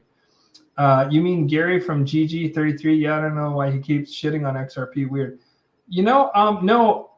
God, this guy keeps coming up. No, I meant G3 or no, R3.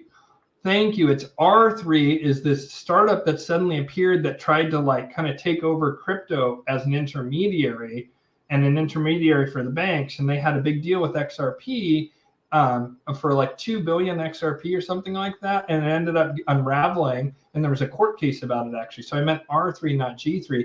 But this Gary GG33 numerology guy has come up again and again and again and again and again. Never heard of him before 2 or 3 weeks ago. I think it was 2 weeks ago. Actually, Alex, who's watching, pointed this guy out to me. And then another friend sent his stuff to me. And another friend sent it to me. And now you're bringing it up. This guy's a numerology expert. He has a really ultra douchey vibe to me. Best case, he's Luciferian, right? Just seems like he just has a super douchey, nasty vibe to me, but he really understands numerology and has put it out into the public a lot more at a very high level of understanding than pretty much anyone else. And hat tip to Alex. I would say your full name, Alex, if you'd let me, but I kind of doxed you previously. I didn't mean to, but Alex is a brilliant man, friend of mine, former angelic magic student. Yeah. So, dang, not sure what that was in regards to. Girolamo Cardano's father, Fazio Cardano, was a hermetic scientist. I'm not sure who Girolamo Cardano is, and is that who the coin is named after? That Hodgkinson's named Cardano, the ADA crypto coin after this? That is very interesting.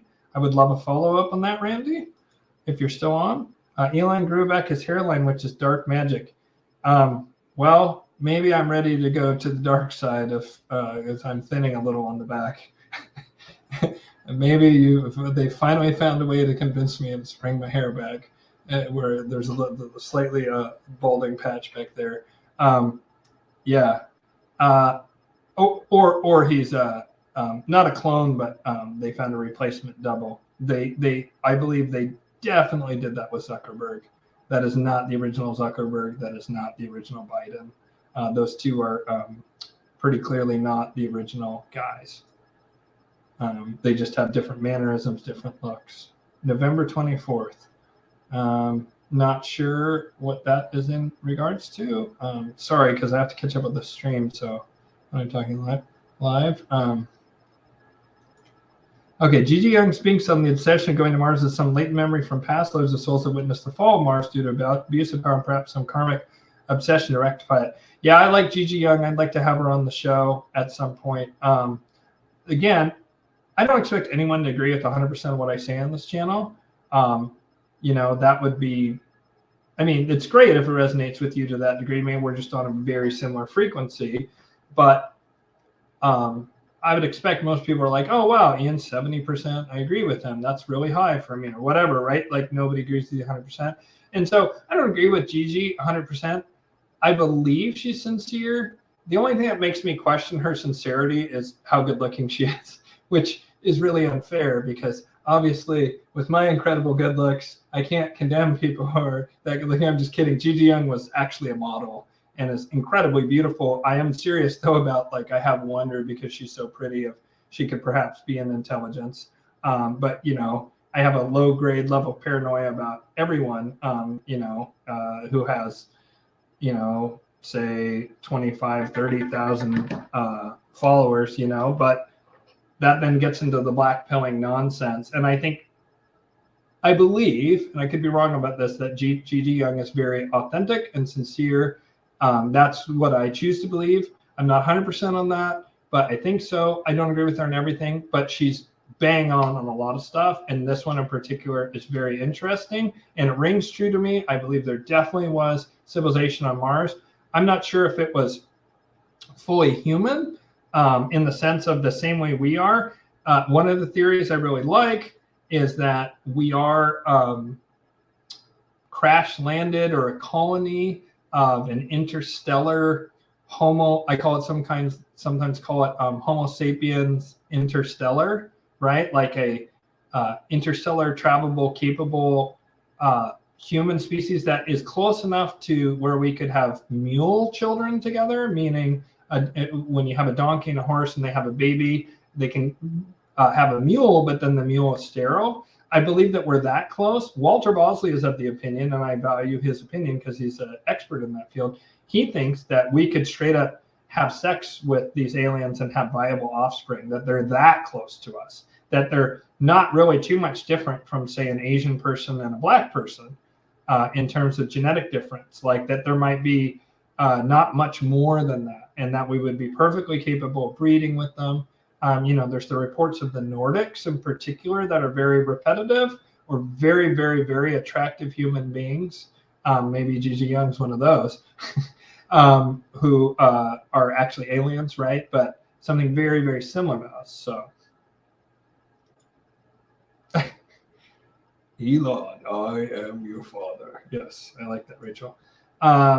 Alex Manning, I follow her too. Yeah, Gigi Young's great. I don't want to discourage anyone from her. I think her work is great and worthy, and a lot of people say it's better than me. Santos Bonacci went off on an Alex Jones in his last rank. Couldn't help but laugh, then felt awful.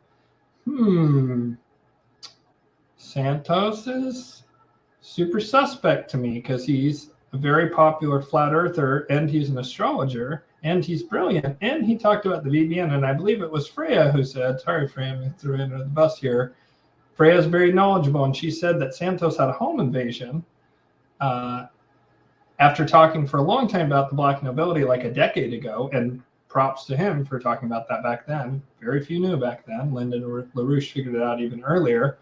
Lyndon LaRouche Sr. figured it out in the 70s, I think, which is incredible. But Santos was supposedly talking about this, had this home invasion, and then suddenly starts talking about flat Earth all the time. Makes you wonder. That's someone I would say seems very likely to be controlled opposition. Love Gigi Young, very common. Yeah, I like Gigi Young too. Interesting bit. Most, if not all, insurers do not offer homeowners insurance in California, citing wildfire risk is too high. Yikes. Just one more reason to move out of California. Other than the fact of you live in freaking California, move if you can. Get out while you still can. I hear that the fires is a Washingtonian, the angry red sun from the smoke is Armageddonish.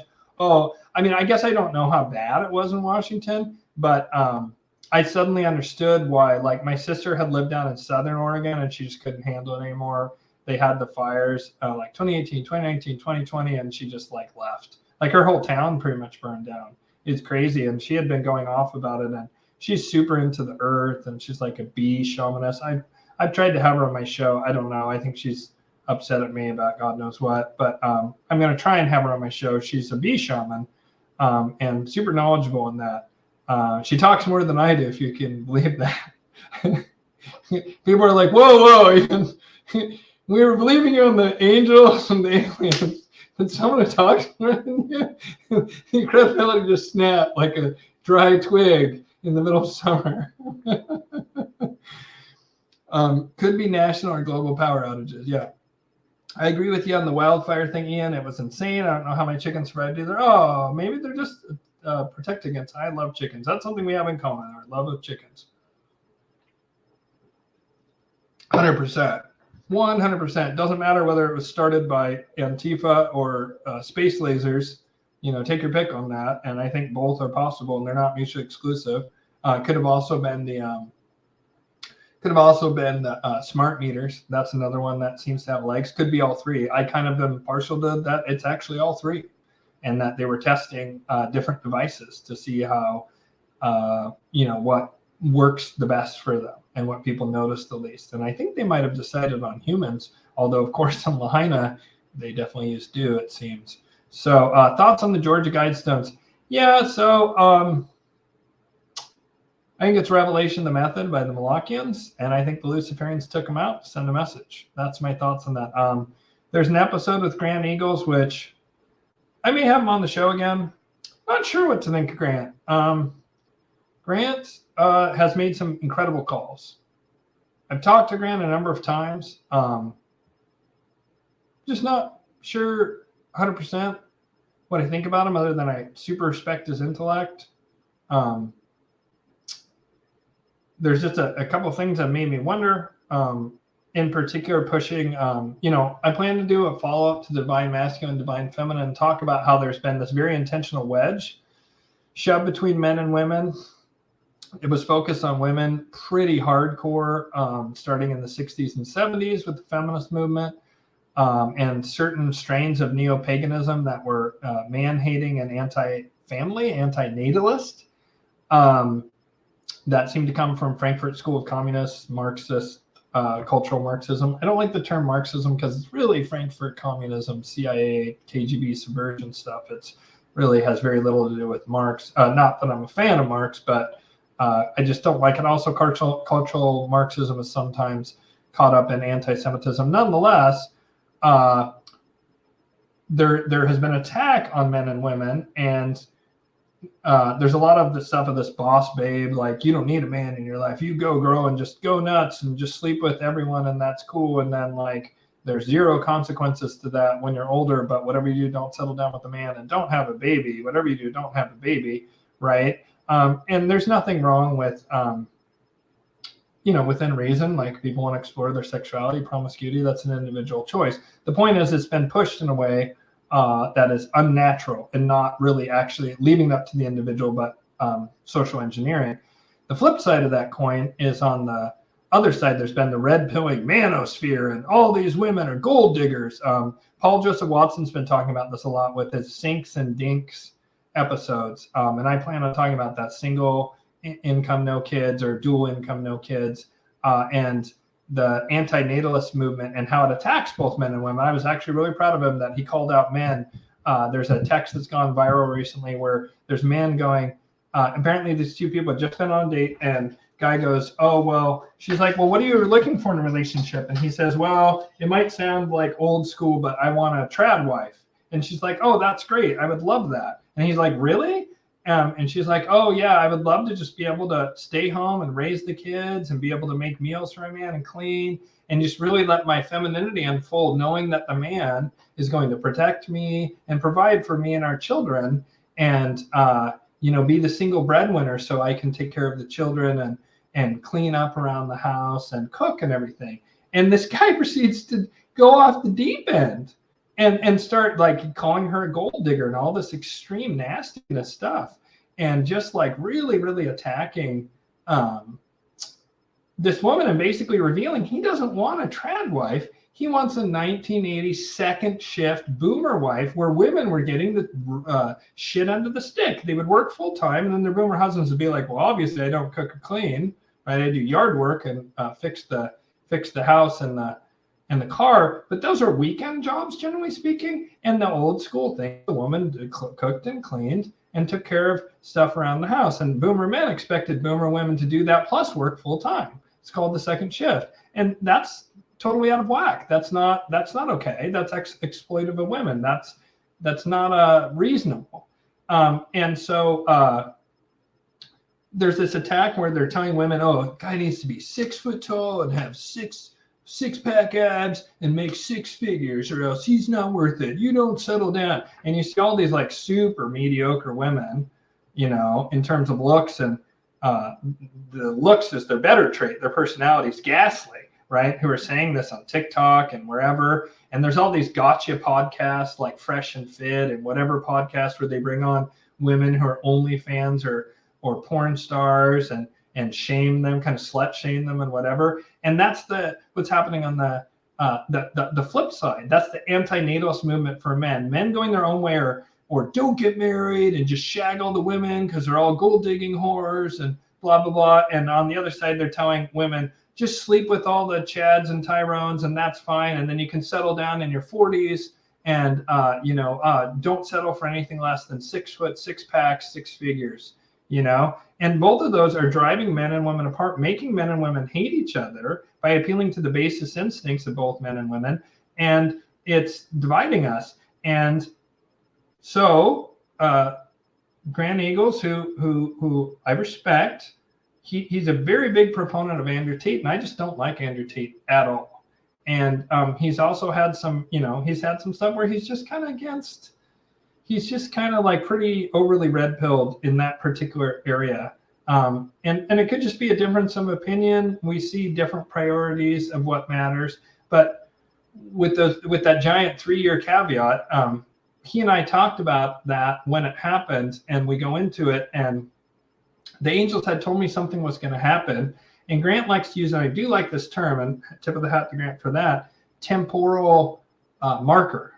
Right? And he said it's a temporal marker that those Georgia Guidestones were destroyed. I think the Luciferians destroyed it to send a message to the Molochians, because that was about, that was before things started ramping up. It was about a year before things really started ramping up this year in favor of the Luciferians in a way that hadn't been the case. It was in 2022, if I remember. Half the drop. We'll catch up later. Hey, Alex, right on. Alex Manning says, always felt Alex Jones was really Bill Hicks. That would be fitting hilariously. That would be awesome, because then that would be Bill Hicks actually stealing, God, what was that 70s comedian who I just did not care for at all? The movie Man on the Moon is about him. I can't think of the dude's name. But, God, what was that? I'm going to look it up real quick. Man on the Moon movie. So Jim Carrey was the actor in it, but what was the name of the comedian that he was playing? For pity's sake, why is it you can't just find instant answers to those things? You should be able to do it. Oh my God, this is not. Oh, okay, here it is. Andy Kaufman. Andy Kaufman famously said that he would fake his death and then come back decades later, and they had parties for him, and it was just really sad because he was just dead of cancer. But what if Bill Hicks decided to do like a super, super, super hardcore Andy Kaufman thing, and he did become this right-wing personality, which would have been very much the opposite, would be like a carnival mirror version of Bill Hooks, who was a lefty. He became a right-wing version of that. Bill Hicks had amazing conspiracy theory stuff, and much of it he would agree with Alex Jones, and maybe he just got caught up in the character and can't walk away from it. I don't think it's true, but it's an intriguing thought. Darkness at Noon novel by Kutzler. That was not the one I was referring to about. If you're talking about Arthur Kutzler and the 13th Tribe, I'm not sure. I love Tolkien and C.S. Lewis. Awesome. Yeah, me too. Especially Tolkien. Yahweh said, all shoddy, all seem connected. I would agree. Well, except for Yahweh and Baal seem to fight each other to some degree, but it could be different aspects of the same being. And it seems Set and Baal may be the same being. It gets tricky, these exact parallel things. I just found that Set being the god of plagues was a very compelling argument. I hope to have that professor on my show. I'm just trying to reach him. I'm not sure how. I'm probably just going to have to join his Patreon to reach him. Yeah, this is another figure that I'm not sure what to make of. People talk about this guy to an incredible degree, but isn't he a believer in Tartaria? Doesn't he push Tartaria? And what does he say about flat Earth? I'm curious. Those to me are two. I don't know. People say, that I don't pass a litmus test because I don't believe in flat Earth. So you got to be careful with these things. That said, anyone who didn't speak out about, or who isn't now saying that they were against the pokey poke, at least, preferably saying it back in the day, it's questionable. And I think you can use that as a litmus test. Same thing with 9/11 to some degree and JFK to some degree. I would think that most people who are trustworthy would say that all three of those things were inside jobs, right? They were planned events. However, I am suspicious of people who have large platforms and push any of these modern day conspiracy theories, supposedly based on older events such as viruses don't harm anyone, flat Earth. A new one I see all the time that is super questionable to me is nukes aren't real, and then the Tartaria thing. All of those seem like they have elements of truth or are close to truth. Like flat Earth is not true at all, I don't think. But and I'm as sure as that as I am about anything, but I'm never 100% sure on anything. But it deflects from actually hollow Earth and honeycombed Earth, which I think has legs. Tartaria, since it's the thing I believe Rashirs pushes, and Phoenix resets, I think he calls them, which that does have the Ring of Truth. Periodic resets has the Ring of Truth. There may have been ancient technology has a Ring of Truth. That there was a global mud flood does not ring true for me at all. It feels super fake. That there was something to do with ancient buildings and the world fairs that does ring true. So it's a weird, almost like people were starting to figure out some of these anomalies, and so they come up with a fake conspiracy theory to distract from it. Just like people were noticing you couldn't fly over Antarctica, you couldn't fly over the North Pole. Why? Quick, say it's flat Earth so people don't realize that there's hollow Earth and entrances to the poles. Now, I'm not saying that's happening. I'm just saying that has more legs to me, and that has more possibility based on known physics that the Earth would be a hollow tube torus. And then, the degree of which hollow Earth you believe, whether it's a lot of chambers, honeycombed Earth versus straight up, there's a frickin' sun in there. I don't know how that could be. That would be incredible if true. That would be like the most amazing thing ever if that was true. There was a lot of writing about that was very strong. Flat earthers will say, oh, there's all this different stuff that showed it, as a snow globe, or whatever. And it's like, okay, yeah, but some amount of those are talking about like it from a spiritual point of view and not from a literal physical point of view. Regardless, I hear about this guy all the time, Archaics, and the fact of the matter is I just don't have the time to track down all these other people's like thoughts, do my job, be with my family, do any sort of personal development stuff, working out, anything. and also follow other people's works. Obviously, I bite bits and pieces. I hear about this Breeshears guy constantly. The little I know about him, I have mixed feelings, and on intuitive level, I have mixed feelings. So I don't know. I don't know well enough to like. I don't want to castigate this guy when I do barely know his work at all. You know, so I think it's good to have a healthy degree of skepticism while also not blackpilling yourself, right? So I'm just not sure. I don't have enough data to comment on that. I will say, if indeed he pushes Tartaria and says it's hashtag facts, not that it's a very interesting theory. I don't know how he presents it. I've heard that he's a hardcore Tartariist. I don't know if that's true. If that's true, that's questionable to me. I can't really comment on anything else. I know he's supposedly incredibly well read and has this vast collection of super old books. I will say that's awesome, right? But just consider this. Let's say he does have all those books, right? Well, if they're rare books that are out of print and old and are largely gone, how are you going to verify what he says, right?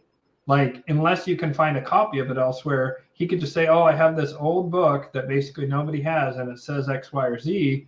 You may or may not be able to verify that through other sources.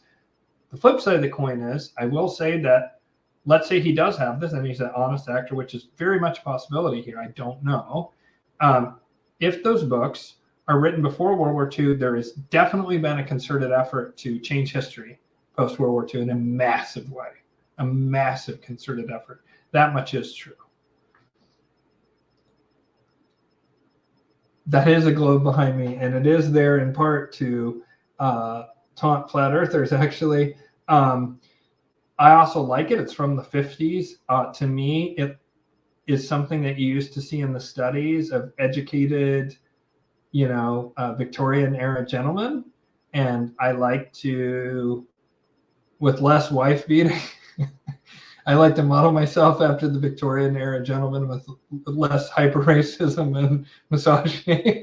A lot less, let me be clear about it. like an amount to where there's virtually none. But I do kind of like that era of the English Victorian era gentleman who was very learned, and he had a study, and he had the ladder thing in his library, because his library was so extensive. Like, I want to have that in my home someday, one of those movable ladders so you can reach all the books on the higher shelves of your built-in mahogany shelves, fresh, ripped from the core of like Africa or South America. And possibly some like elephant tusks in the background and stuff like that, and certainly a meerschaum pipe. So I have it back there because there was a point in time when that was considered a mark of sophistication and intelligence, rather than that you were part of a shadowy cabal of globetards. Flat Earth, please stop. You're embarrassing the rest of us, for real. Effie is a tough topic to have patience with. I have almost none at this point.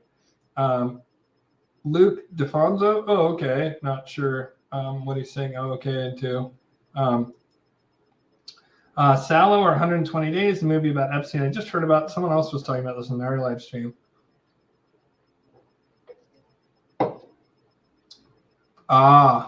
So they named a movie about Epstein after a book written by the Marquis de Sade. Yeah, well, yeah.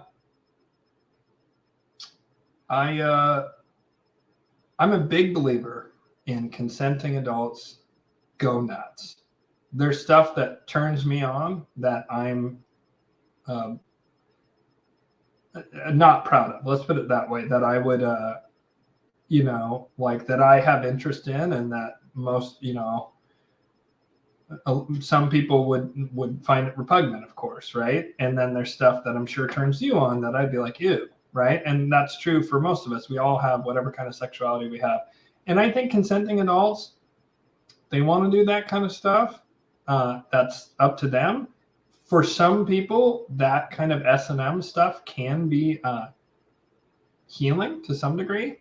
I knew a woman who, because she had traumatic rape, she had a period of time where she had a boyfriend like tie her up and you know, have his way with her, be kind of violent with her, but she could then just say stop, and it helped her work through a rape or rapes that had occurred for her.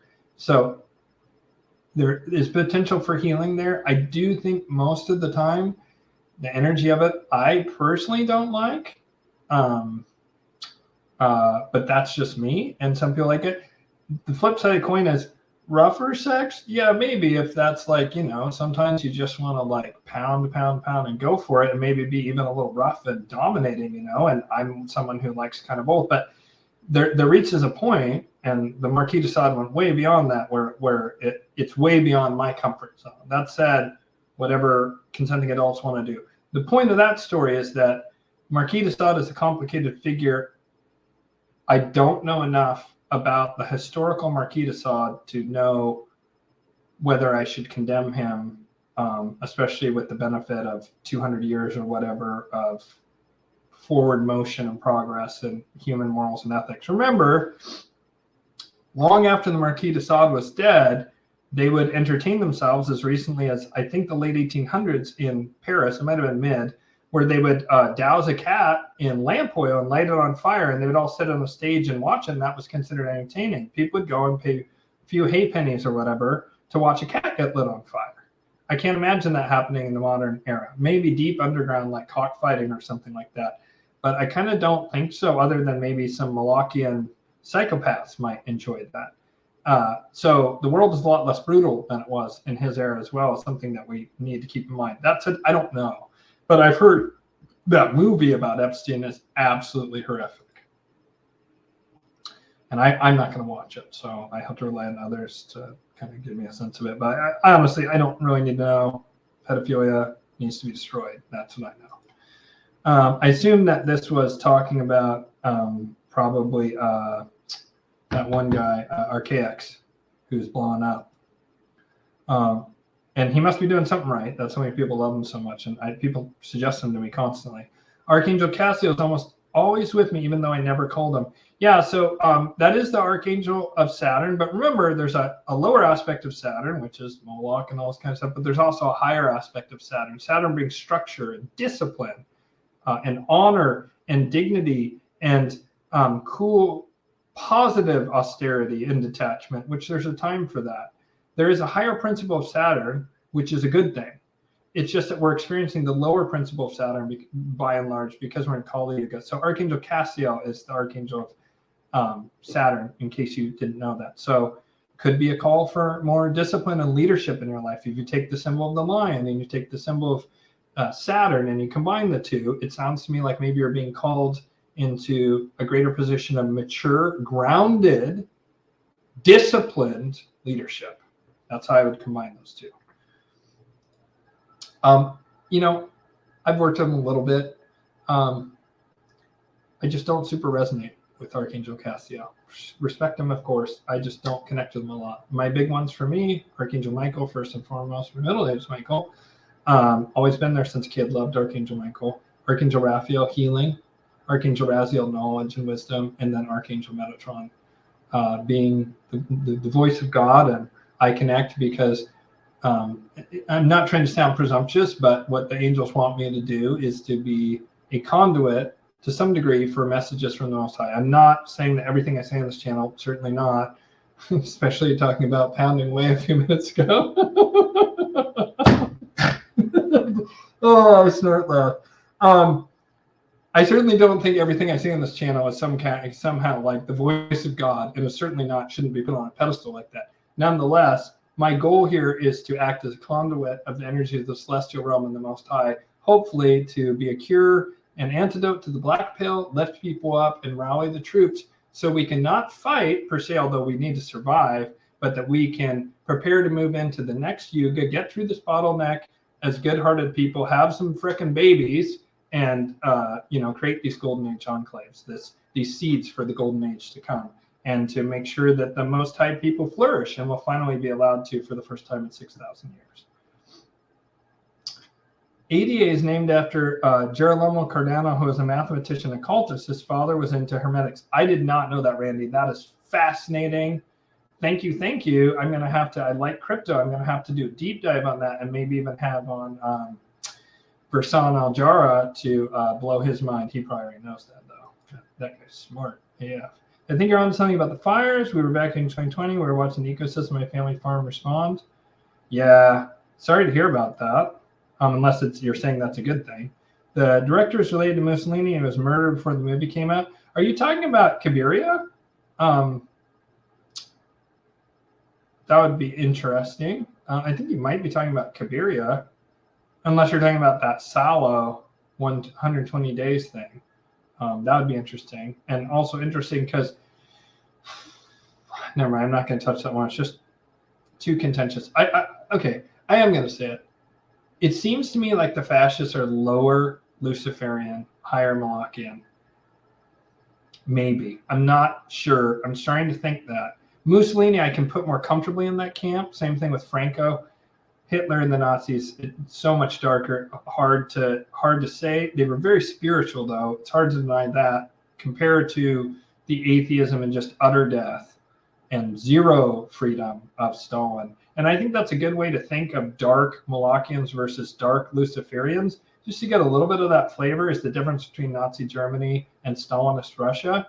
If you were forced at gunpoint to go into a time machine, you had to go to either live in Nazi Germany, say circa 1939, or Stalinist Russia, say 1939. Which would you choose? I would choose Germany every single time, and twice on Tuesdays, because Hitler was an avatar of Mars. I'm just kidding. Not about that he was an avatar of Mars. He certainly was, but I'm kidding. That's why I said twice on Tuesday. The reason being is that within that system, you could escape. There's a chance you could escape if you were clever. A lot of Jews escaped. So if you could escape as a Jew, certainly since I'm not Jewish, I would have been able to probably bribe my way out of there and escape. Much harder to get out of Stalin's Russia, and much more bleak, in my opinion. At least the standard of living was improving under the Nazis and the fascists, whereas the standard of living in communism decreased pretty much over time, with maybe a little burst here and there. There are invasive plants coming in now that we've never seen before that are starving out our pasture, increasing our lives. Oh man, that sucks. I'm so sorry. Hemp, maybe. I'm sure you know more about this stuff than me. I really don't know what I'm talking about. I shouldn't advise. Best of luck with you with that, Charissa. Thoughts on David Icke? Similar to a lot of the people I've mentioned. I have a healthy degree of paranoia. Some people I do generally trust that I put on the high trust scale are Catherine Austin Fitz, Dr. Joseph Farrell, love him. I'm as certain as I am about anybody that is a good man. Dr. Joseph Farrell is a good man. I really, really believe that in my heart of hearts. Daniel Liss, probably. I'm a little more wonder about him, but he's put out so much good stuff that nobody else does. I just think he's legit. I just think he's maybe spectrum-y, and that's why I don't resonate with him as much as I would like to. Gigi Young, and they're all kind of in this very similar milieu. Walter Bosley. These are truthers that I don't want to say I unequivocally trust, but I trust to a huge degree. The guy from Forbidden Knowledge TV, I've done on his show. He's good. Sam Tripoli, I know, is a good person, right? We disagree on flat Earth. That's okay. We can disagree on that. But I know he's a good man. I'm certain of it. He's sincere. Then we start getting to David Icke and Alex Jones and Joe Rogan and Russell Brand. I start getting a little more suspicious. There are several orders of magnitude more popular than any of those people, except for, I guess, Sam Tripoli's very popular. Speaks to a very different crowd. Most of these people are very intellectual, with the exception of Joe Rogan. And I wouldn't say, Sam's very bright, but he's not an intellectual. He's a comedian, right? I mean, it's just different. He's a comedian who explores intellectual stuff, but I wouldn't say he's an intellectual first and foremost. I think you can say that about Russell Brand, certainly Dr. Joseph Farrell and Catherine Austin Fitz and Daniel Liss. I mean, these are all very cerebral people. I'm somewhere between, Dr. Joseph Farrell and Sam Tripoli. I do some amount of comedy on this channel, but it's more intellectually focused, I would say. And so David Icke, I don't know. So what's suspect to me about David Icke more than anything else is that let's say he's telling the truth. Why didn't the shape-shifting lizard aliens take him out, right? And again, there's an element of truth to that. Interdimensional reptilians There is an element of truth to that. That's very, very real. And I have that from like secondhand, but close to me sources where I heard about it. I guess it was around the time I heard about David Icke, but they were coming from people who had personal experiences. Two different people relayed to me their friends' personal experience with specifically DMT, and that they saw lizard aliens who said word for word the exact same things, which was utterly wild to me. And I've had a certain gnosis around reptilians. That said, the question arises, why didn't they kill him when he was talking about this 30 years ago? And why does he black pill so much? He did during the COVID, he did come out and give some rousing speeches that were positive and uplifting. So I got to give him credit on that. But a lot of the time, he's very black pilling, and he seems, if nothing else, very jealous of others. He doesn't like, he wants to be the king of conspiracy theorists, and he doesn't want anyone else to have whatever. And again, he's not expressing like healthy doubt. I'm trying to balance everything I say about these people, because probably most of them are just good human beings just doing the best they can, like me, and we're dealing in a world of fifth generational warfare. There's a great deal of confusion. I tend to think that David Icke is probably involved in British intelligence to some degree. Same thing with Alex Jones and American intelligence. Are they Luciferian or Molochian? I don't know. Could they be picking a fight to give each other legitimacy? Or that it's some Luciferian quadruple think propaganda thing. They could both be Luciferian. Could they be both Luciferian in terms of consciousness, but not allied in terms of personal relationship, or being part of some organized Luciferian unit, and that they're just in competition with one another and that egos are coming out? That's what Occam's razor would say. It's that one, right? But I don't know. And when I don't know, I try and be honest about that. I just don't know, while also kind of like give me an opinion. I'm not also trying to be wishy-washy. A lot of people want you to just take a side on things, and a lot of times, I mean, taking a side is it's showing certainty. And as Robert Anton Wilson said, certainty is the death of reason. And the only thing I'm certain about is that the Earth ain't flat. I'm just kidding. I don't think any flat earthers watch this show anymore, or if they do, this has got to be the final straw. Teresa, is there any identification available on those invasives? So awful. Yeah, we'll just keep going. Are you a feminist? Well, I certainly believe that women should have equal rights and equal representation and equal access. I believe about everyone, regardless of their sex, gender, whatever.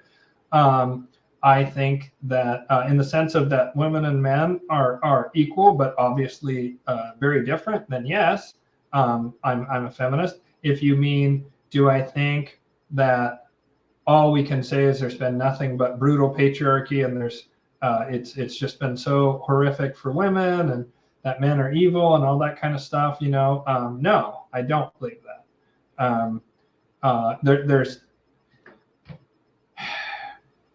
There was a need 50, 60 years ago to have feminism, actually, I think, for the evolution of our spirits, because in Kali Yuga, things had become imbalanced between men and women.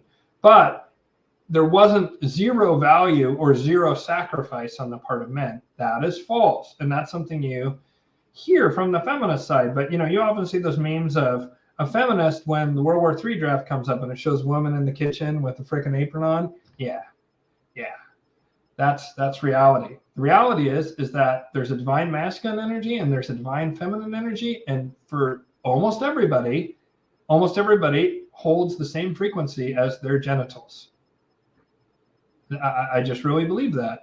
And that the divine masculine is a protector and provider of the innocent and women and children and the elderly. And that comes with the obligation to lay your life on the line to protect the innocent. And you also have an obligation to provide for your partner. And that is really, really your job. And when that happens, those two things happen, and there's respect and love, of course, then that allows a woman to unfold in her divine femininity, and she can become receptive, and then she can control the hearth and the home finances and raise the children and pass on culture to children, and then provide love and support for the man, and then the man can support his woman, right? Like there's a healthy balance between traditional roles and modernity, and having understanding that women are equal to men, but women and men are just different. And anyone who says we're not, I'm like, do you know Men and women, like, what planet are you on that you think there's no difference? It's ridiculous.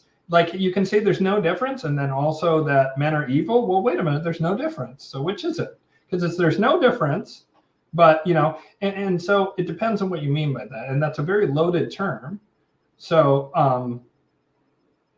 I believe in equal opportunity, equal access, equal protection under the law. But I think that traditional roles to some degree have a lot of value and are based on certain archetypal principles that we find in the very functioning of the universe itself. And to move too far away from that is foolish.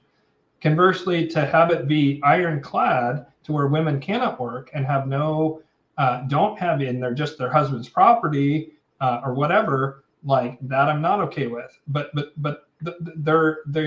they are there's like a healthy blend that we can find that honors the divine masculine, divine feminine principles. Yeah, breastfeeding. Oh yeah, the anti-natalist movement's everywhere. Paul Joseph Watson's been killing it on this recently. Have no problem with most type people. Well, they want to subvert. They want to subvert most type people. They want to corrupt and subvert most type people and lie to them and play mind games and predate on them. They kind of like us because they see us as kind of cattle, really. Not cattle's too strong, but they see us as chumps and suckers who don't realize that the only wise, or the only not wise but intelligent move is to be self-interested. So they kind of see us as suckers, but not a threat. The Molochians inherently know that alternative energy is a threat to them. The funny thing is that the Malakians don't really see the Luciferian energy, which ends up subsuming them at the end of Kali Yuga and taking over. And then the Luciferians make a similar mistake of they don't see the threat of wisdom.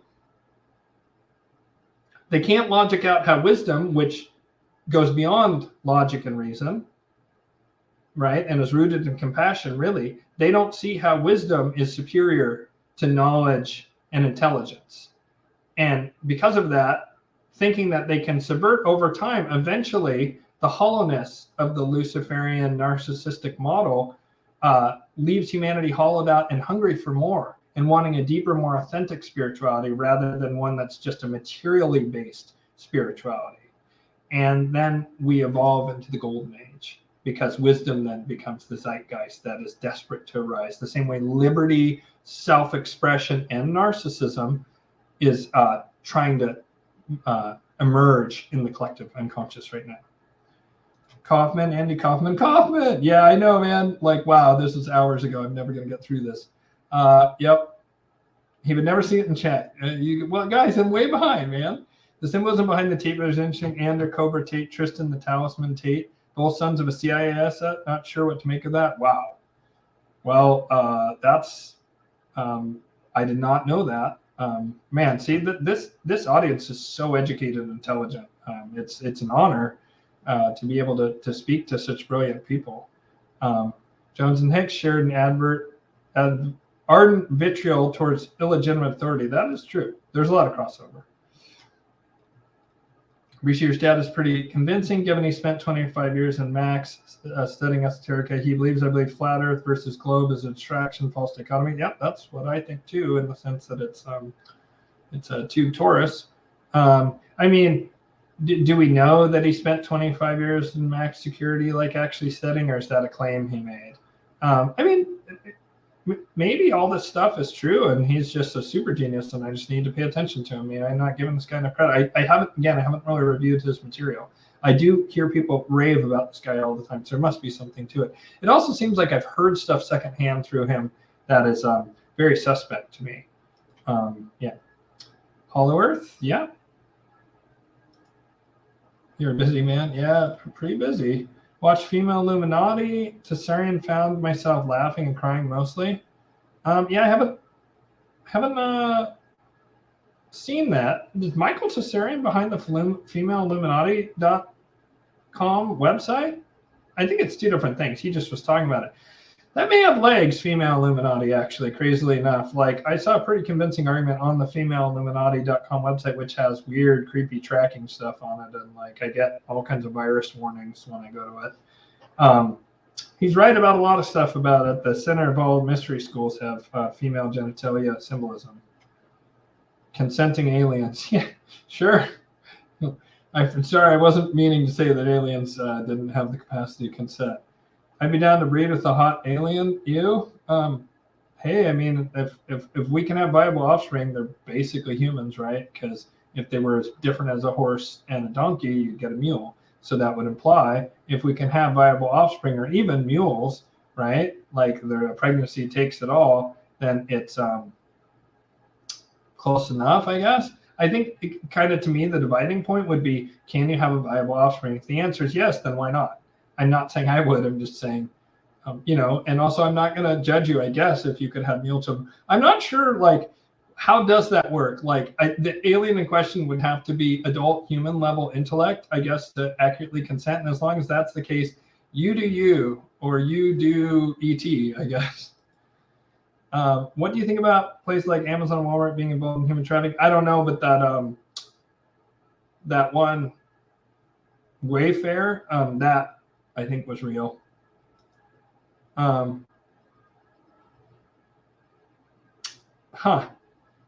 Interesting way of putting things. Practical non-duality. My previous channel, Final Prophecy, got deleted. Oh, okay. I'm not sure I remember that, but yeah. You're brilliant in many issues, especially general ones. Oh, thank you, Sheila. Yeah, well, I think a lot of it is I just don't demonize always other people. I try to have that be the first thing I do, and it makes a lot of things just kind of fall into place, that anything that's divisive, you should recognize as someone's trying to divide you and look at it through that lens. I realize I've been skeptical of some people's motivations during this episode, which, you know, it becomes difficult to logic your way out of the box, and you're going to sometimes contradict yourself or be hypocritical. James Truth convinced me to look at women simply as men that are attracted to me, although bodacious, curvy dudes. Again, whatever floats your boat. I look at women as having breasts and vaginas, which I find attractive, and in no way like men who have penises and that I find not attractive. Men going their own way all the way. Well, if that works for you, and sometimes that's good for certain people psychologically and spiritually, but if everyone does that, there's no future for our species. That's reasonable. Yeah, of course. Yeah, if you think that men should just do their own thing, that's great. Just beware that there's a very broad and vast antinatalist psyop going on, and men going their own way is part of it. I'm convinced of that. And it's part of the overall depopulation effort. It's a psychological attack vector for that. Just something to ponder. And for a lot of people, not having children is a wise choice, especially if you're going to carry on trauma with your children or not do a good job taking care of them or being neglectful. Then yeah, don't have kids. Flip side is that a lot of people, I know someone who got pregnant, didn't expect it, she never wanted to have kids, and she loves her child and wishes that she had started getting pregnant at like 18. She's in her mid 30s and she's like, oh my God, my only regret is I didn't have children starting at 18. I wish I had as many children as I could possibly afford, because she loves it so much and feels so deeply fulfilled, and realizes in retrospect, by comparison, that her life was much more hollow prior to having a child. But it's not for everyone. And I do think that for those of us it is for, that we should be breeding like rabbits, though, and I'm not even kidding. Great conversation. I look forward to these live streams. Awesome. Agree with Randy. Neon, always good time. Well, this looks like a pretty good place to wrap up, unless I could answer maybe one or two final questions.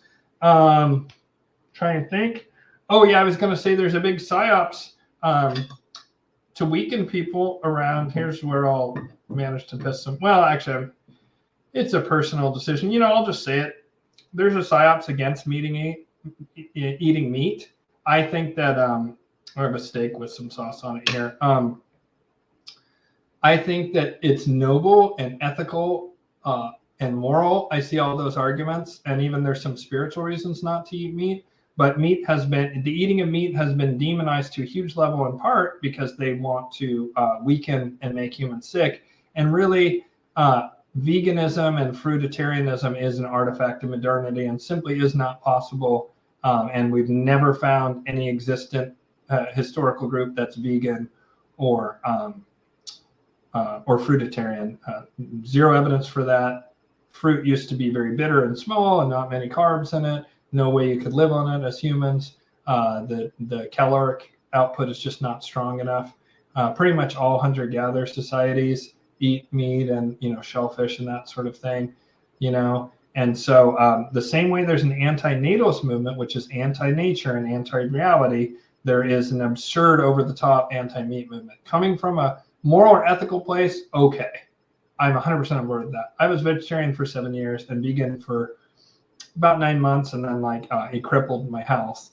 And then I went back to vegetarian. And then when I ate meat for the first time in like almost a decade, I was like, Ave Maria. And like I became way less angry and my health dramatically improved and all this stuff.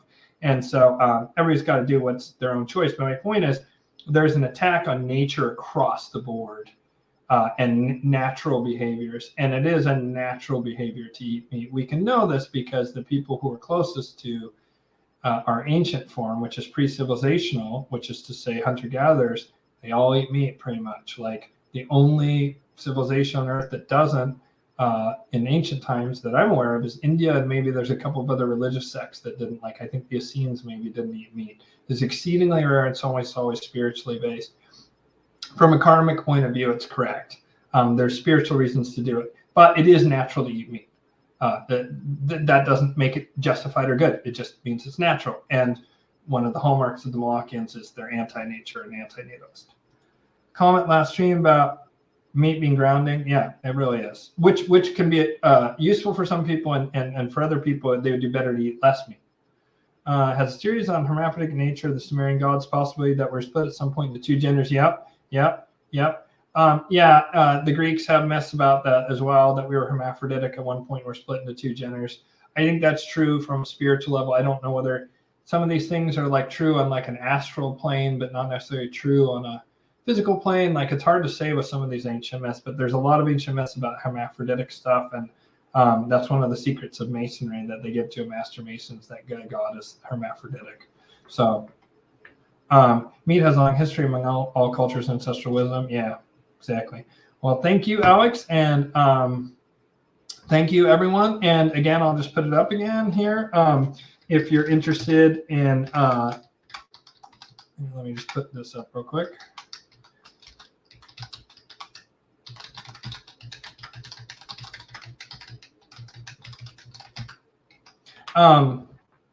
So I'm offering just till Christmas a Christmas 10% off for natal or Navamsa readings, also for spiritual guidance if you feel called to that.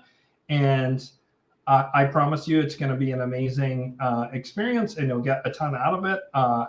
I finally had my first person in forever. I know it's not an endorsement, but hopefully it shows I'm honest. I had my first person forever where I was very confused by their chart, and I discovered that they had a very 12th house emphasized chart.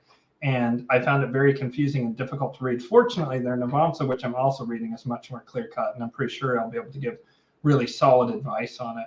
And so other than that, like out of the, I don't know, 150 or 200 charts, something like that I've read professionally, and I read many before that, famous people primarily, I have had really rave reviews, and I would be able to offer you really concrete guidance on where to go in your life, how to improve your life, how to improve your career, how to, when you might meet a mate, when a good time, when a marriage is likely, when you might see an influx of abundance. If there's abundance on the horizon, like what are the major karmic themes that are going to rise for you in the next, especially I usually go about 3 years out. And so, yeah, if you're interested, I would love to do your chart. Sheila said, thanks. Thank you, Devin. Thanks, Zach. Oh my goodness. Yes, Zach. I apologize. Zach asked the question previously. I think it's okay. I've discovered, I think there's a flaw in it. I've used it myself and it seemed to be effective. I never use it now.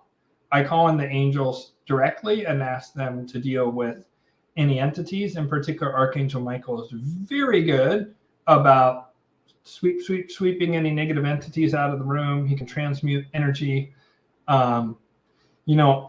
You call in Raphael for healing, Raziel for knowledge, and Michael for taking out the trash.